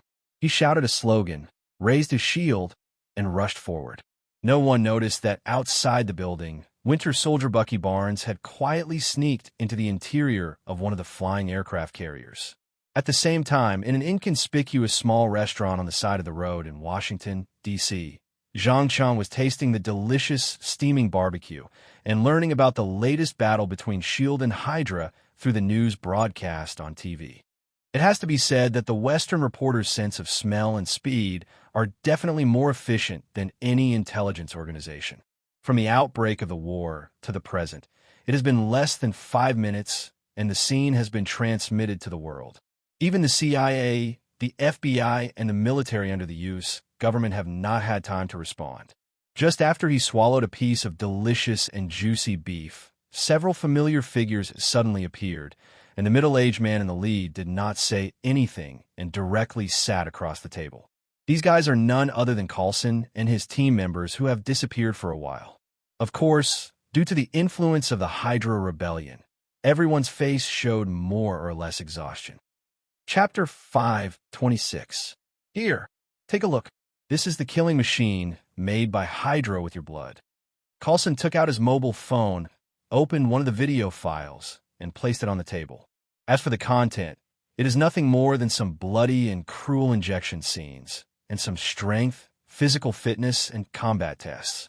Obviously, Hydra has mastered the critical point of divinity and understands how much dragon blood to inject without causing the experimental body to lose control. Of course, due to the reduction of divinity, these later mass-produced super soldiers are far less powerful than the first few, but they are enough as an establishment. You came all the way here just to show me this. Zhang Cheng licked the sauce from the corner of his mouth, and a smile appeared on his face. No, I just want you to understand that it is not a wise choice to make a deal with Hydra. Seeing no trace of guilt or regret in the other party's eyes, Coulson immediately realized that his strategy had failed and decisively ended the topic. In fact, he had intended to try to use emotions such as sympathy and guilt to achieve his goal. But unfortunately, Zhang Cheng, who has completely embraced the darkness, has long abandoned the weak parts of most human nature. Even if the whole earth explodes and human civilization perishes, he will not shed even a tear for it. Don't worry, I won't make any more deals with Hydra in the future, because through this incident, I found that they can only hide in the dark sewers like cockroaches and rats, and they don't deserve to own and dominate the whole world. Zhang Cheng did not hide his contempt for Hydra in his words. Although in the eyes of many people, Hydra is a huge, dangerous, and evil supervillain, enough to threaten the safety of the Earth. But in his eyes, most of the Hydra leaders had too low a vision. They had no ambition and dominance to dominate the world. They were only satisfied with eating the leftovers of Wall Street bankers and occasionally causing a little trouble. That's all. They had no long-term and thorough plan at all. They wasted the resources they had at hand. Oh, if Hydra heard your evaluation, they would be very sad. In addition, the director asked me to entrust you with a task to get rid of all these super soldiers. It shouldn't be a difficult task for you. After that, Coulson sent a list of names to Zhang Cheng's mobile phone through the wireless network. The latter glanced at it and quickly raised his head and asked, "What about the reward? Don't tell me that Mr. Director wants me to work for free." "This is your reward." Coulson quickly opened the password-locked box in his hand. In an instant, 2 sealed tubes appeared in front of him. One of them contained dark blue, translucent particles, while the other contained a small piece of the famous vibranium.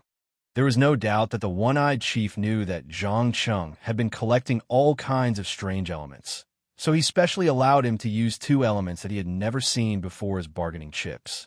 Without any hesitation, Zhang Cheng directly crushed the bulletproof glass that was strong enough to withstand large-caliber bullets. He held the 2 elements in his palm, closed his eyes, and used the alchemy stone to feel the internal results. After a full 5 minutes, he slowly opened his eyes and said to Coulson with a smile, "The deal is done. Give me 30 seconds. 30 seconds? Our plane." Before Coulson could finish his words, he saw Zhang Cheng disappear into thin air, leaving only a table full of unfinished barbecued meat. "Faisy, did you see that?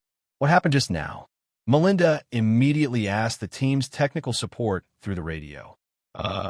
It should be some kind of teleportation magic. Sorry, this does not belong to the scope of science. I can't give an accurate answer for the time being." "Damn it. Quick, everyone get back on the plane. Let's go to the headquarters." At the same time, in the middle of S.H.I.E.L.D.'s Trident, the 3 flying aircraft carriers had left the base and began to take off according to the scheduled procedure. Despite the addition of Iron Man and War Machine, Hydra had to turn on the weapon system in advance to counterattack, but they failed to shoot down any of them. Just when everyone was at a loss, Zhang Cheng stepped directly through the portal and appeared in the center of the chaotic battlefield.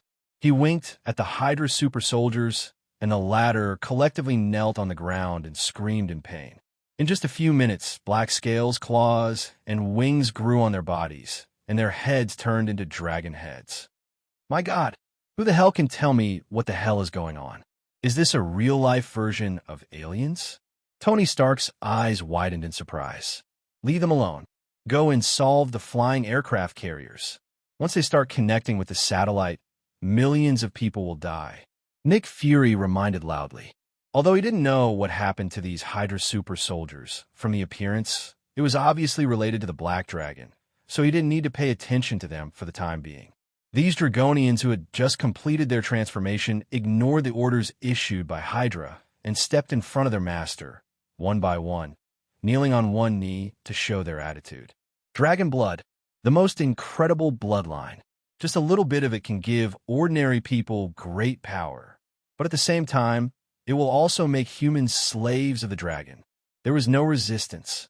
Except for the first few experimental bodies made with Tampa's fingers, the rest of the super soldiers all crawled at the feet of the dragon, even if there were bullets flying around them that didn't move at all. This was a heart-wrenching scene, not to mention Alexander Pierce. Even Nick Fury couldn't help but feel cold all over. Similarly, the One-Eyed Chief was secretly glad that he didn't start S.H.I.E.L.D.'s super soldier program. Otherwise, the consequences would have been unimaginable. "Get up, my servants." Zhang Cheng casually walked through the Dragonians. Just as he was thinking about what to do with these newly awakened subordinates, the voice of Braised Egg suddenly came from the phone in his pocket. "You owe me an explanation." "What explanation?" Zhang Cheng raised the corner of his mouth and showed a playful expression. "Don't play dumb. What with those half-dragon, half-human super soldiers? Why can you control them?" Nick Fury asked in a harsh tone. "It's nothing. My blood flows in their bodies, so naturally they will obey my orders. Even if I tell them to die, they will not hesitate. This comes from the dragon's absolute control over his own bloodline. But don't worry, they won't lose their minds or become another person." Zhang Cheng explained casually. Chapter 5:27. You took advantage of Hydra. You took advantage of Alexander Pierce? As a typical conspiracy theorist, Nick Fury has always been accustomed to speculating everyone's thoughts from the darkest point of view. In particular, the other party is a black dragon of unknown origin, which holds mysterious supernatural powers that cannot be inferred by common sense. Take advantage? No. Don't forget they came to me on their own initiative, not the other way around. You know, the humans in this world have a terrible misconception of thinking, that is arrogance. They always think that they're the spirit of all things, the most outstanding species on Earth, and the supreme ruler, who can control everything. But in fact, they can't control anything, and they like to study dangerous items that they don't understand at all, which eventually leads to terrible disasters. Zhang Cheng didn't give the One-Eyed Chief any face and mercilessly satirized the other party. Strictly speaking, whether it was the birth of Hulk and Abomination, or the invasion of New York by the alien fleet caused by the research of the Magic Cube, the doubts that happened in the near future, Iron Man used a Mind Stone to create Ultron to destroy the world. All of these were the result of the people of the Marvel Universe looking for trouble.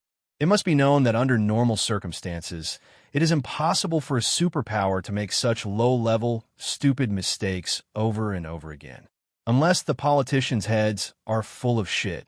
As long as there is a loss of control for the first time, they will never allow a similar situation to happen a second time. But what's interesting is that the Marvel Universe is so different. Countless people just don't learn from their mistakes. Even if their predecessors are sent to prison one by one, they will continue to cause more damage and casualties in the name of protecting mankind and protecting the Earth. Nick Fury apparently understood the irony in Zhang Cheng's words, and he probed in a gloomy tone. First you cooperated with Hydra, and then you betrayed them. What is your purpose? Oh, whether you want to believe it or not, I have no intention of doing anything to this world. Everything I did before was just to pass the time. Well, let's call it day. I need to set aside some time to talk to Alexander Pierce alone. With that, Zhang Cheng directly crushed the mobile phone that S.H.I.E.L.D. gave him with the backdoor monitoring program and took hundreds of Dragonborn descendants through the war-torn S.H.I.E.L.D. building to a messy office. The reason why it was a mess was because of the scuffle between Captain America, Hawkeye, and Black Widow. Obviously, because the latter two were restricted by the fact that they didn't dare to kill Hawkeye, they were no match for Hawkeye. In addition, Hawkeye's vibranium shield could block almost all of the arrows. Hawkeye's room to fight was extremely limited. At the moment, it could only be said that they were fighting to a draw. Without a doubt, Zhang Qing's appearance caused everyone to subconsciously stop fighting. This was especially so for Alexander Pierce, who was hiding in the corner. His pupils suddenly contracted, revealing undisguised panic and fear. No one knew better than him how terrifying this seemingly harmless young man was. Mind reading, create memories, rewriting a person's character. Even the person who had been rewritten would not be able to detect it. Just a little bit of blood could create a super soldier as powerful as Captain America. Feeling the awe and fear in the air, Zhang Cheng politely put one hand on his chest and bowed slightly. "Good day. I hope my arrival didn't disturb you." "Why? Why did you suddenly stand on the side of S.H.I.E.L.D.?" Alexander Pierce asked with some reluctance. He couldn't understand why the other party had changed his position in just a few days. "You seem to have a deep misunderstanding of me. In fact, I never stood on any side. I just wanted to observe the changes in the whole world from the perspective of a bystander, especially Hydra's interesting political ideas. But unfortunately, what you did was so disappointing that I had to abandon you and choose S.H.I.E.L.D. as the trading partner." Zhang Cheng answered as he walked up to Alexander Pierce, raised his finger, and tapped him gently on the head. Instantly, the highest leader of Hydra hidden inside S.H.I.E.L.D. seemed to have been possessed as he directly smashed the glass and jumped out of the window, falling into a pool of flesh and blood in a free fall. His sudden and heroic death stunned Black Widow and Hawkeye, not to mention the agents who had joined Hydra. But it didn't take long for everyone who saw this scene to feel a chill in their hearts. Death is not terrible. What is terrible is the ability to quietly manipulate a person's will. Just as the atmosphere became a little depressed and tense, Iron Man Tony Stark's voice suddenly crossed a beautiful parabola in the sky and crashed into the place where Alexander Pierce had just jumped. His face was covered in dust, and he ignored the damage to his suit and shouted at the top of his voice, "Oh, H*T. The plan failed.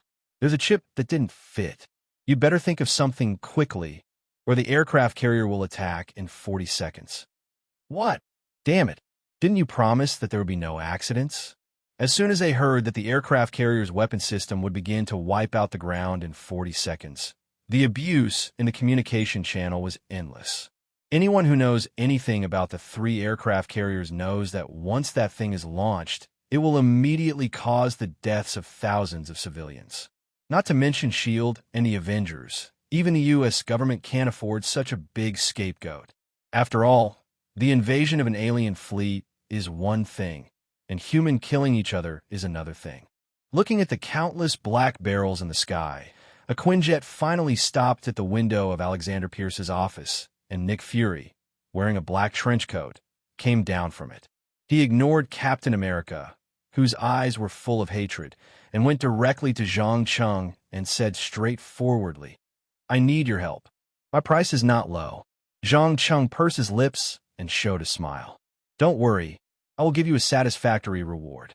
The one-eyed chief knew that he had to bleed a lot this time, but the situation was really urgent, and he could only agree without hesitation. "The deal is set. Leave the rest to me." As the last word blurted out, Zhang Cheng raised his hands, locked the 3 aircraft carriers, and began to chant the ancient dragon language loudly. In just 10 seconds, the aircraft carrier began to shrink at a speed visible to the naked eye, and even the Quinjets on the deck were no exception, but the operators on the deck were not included.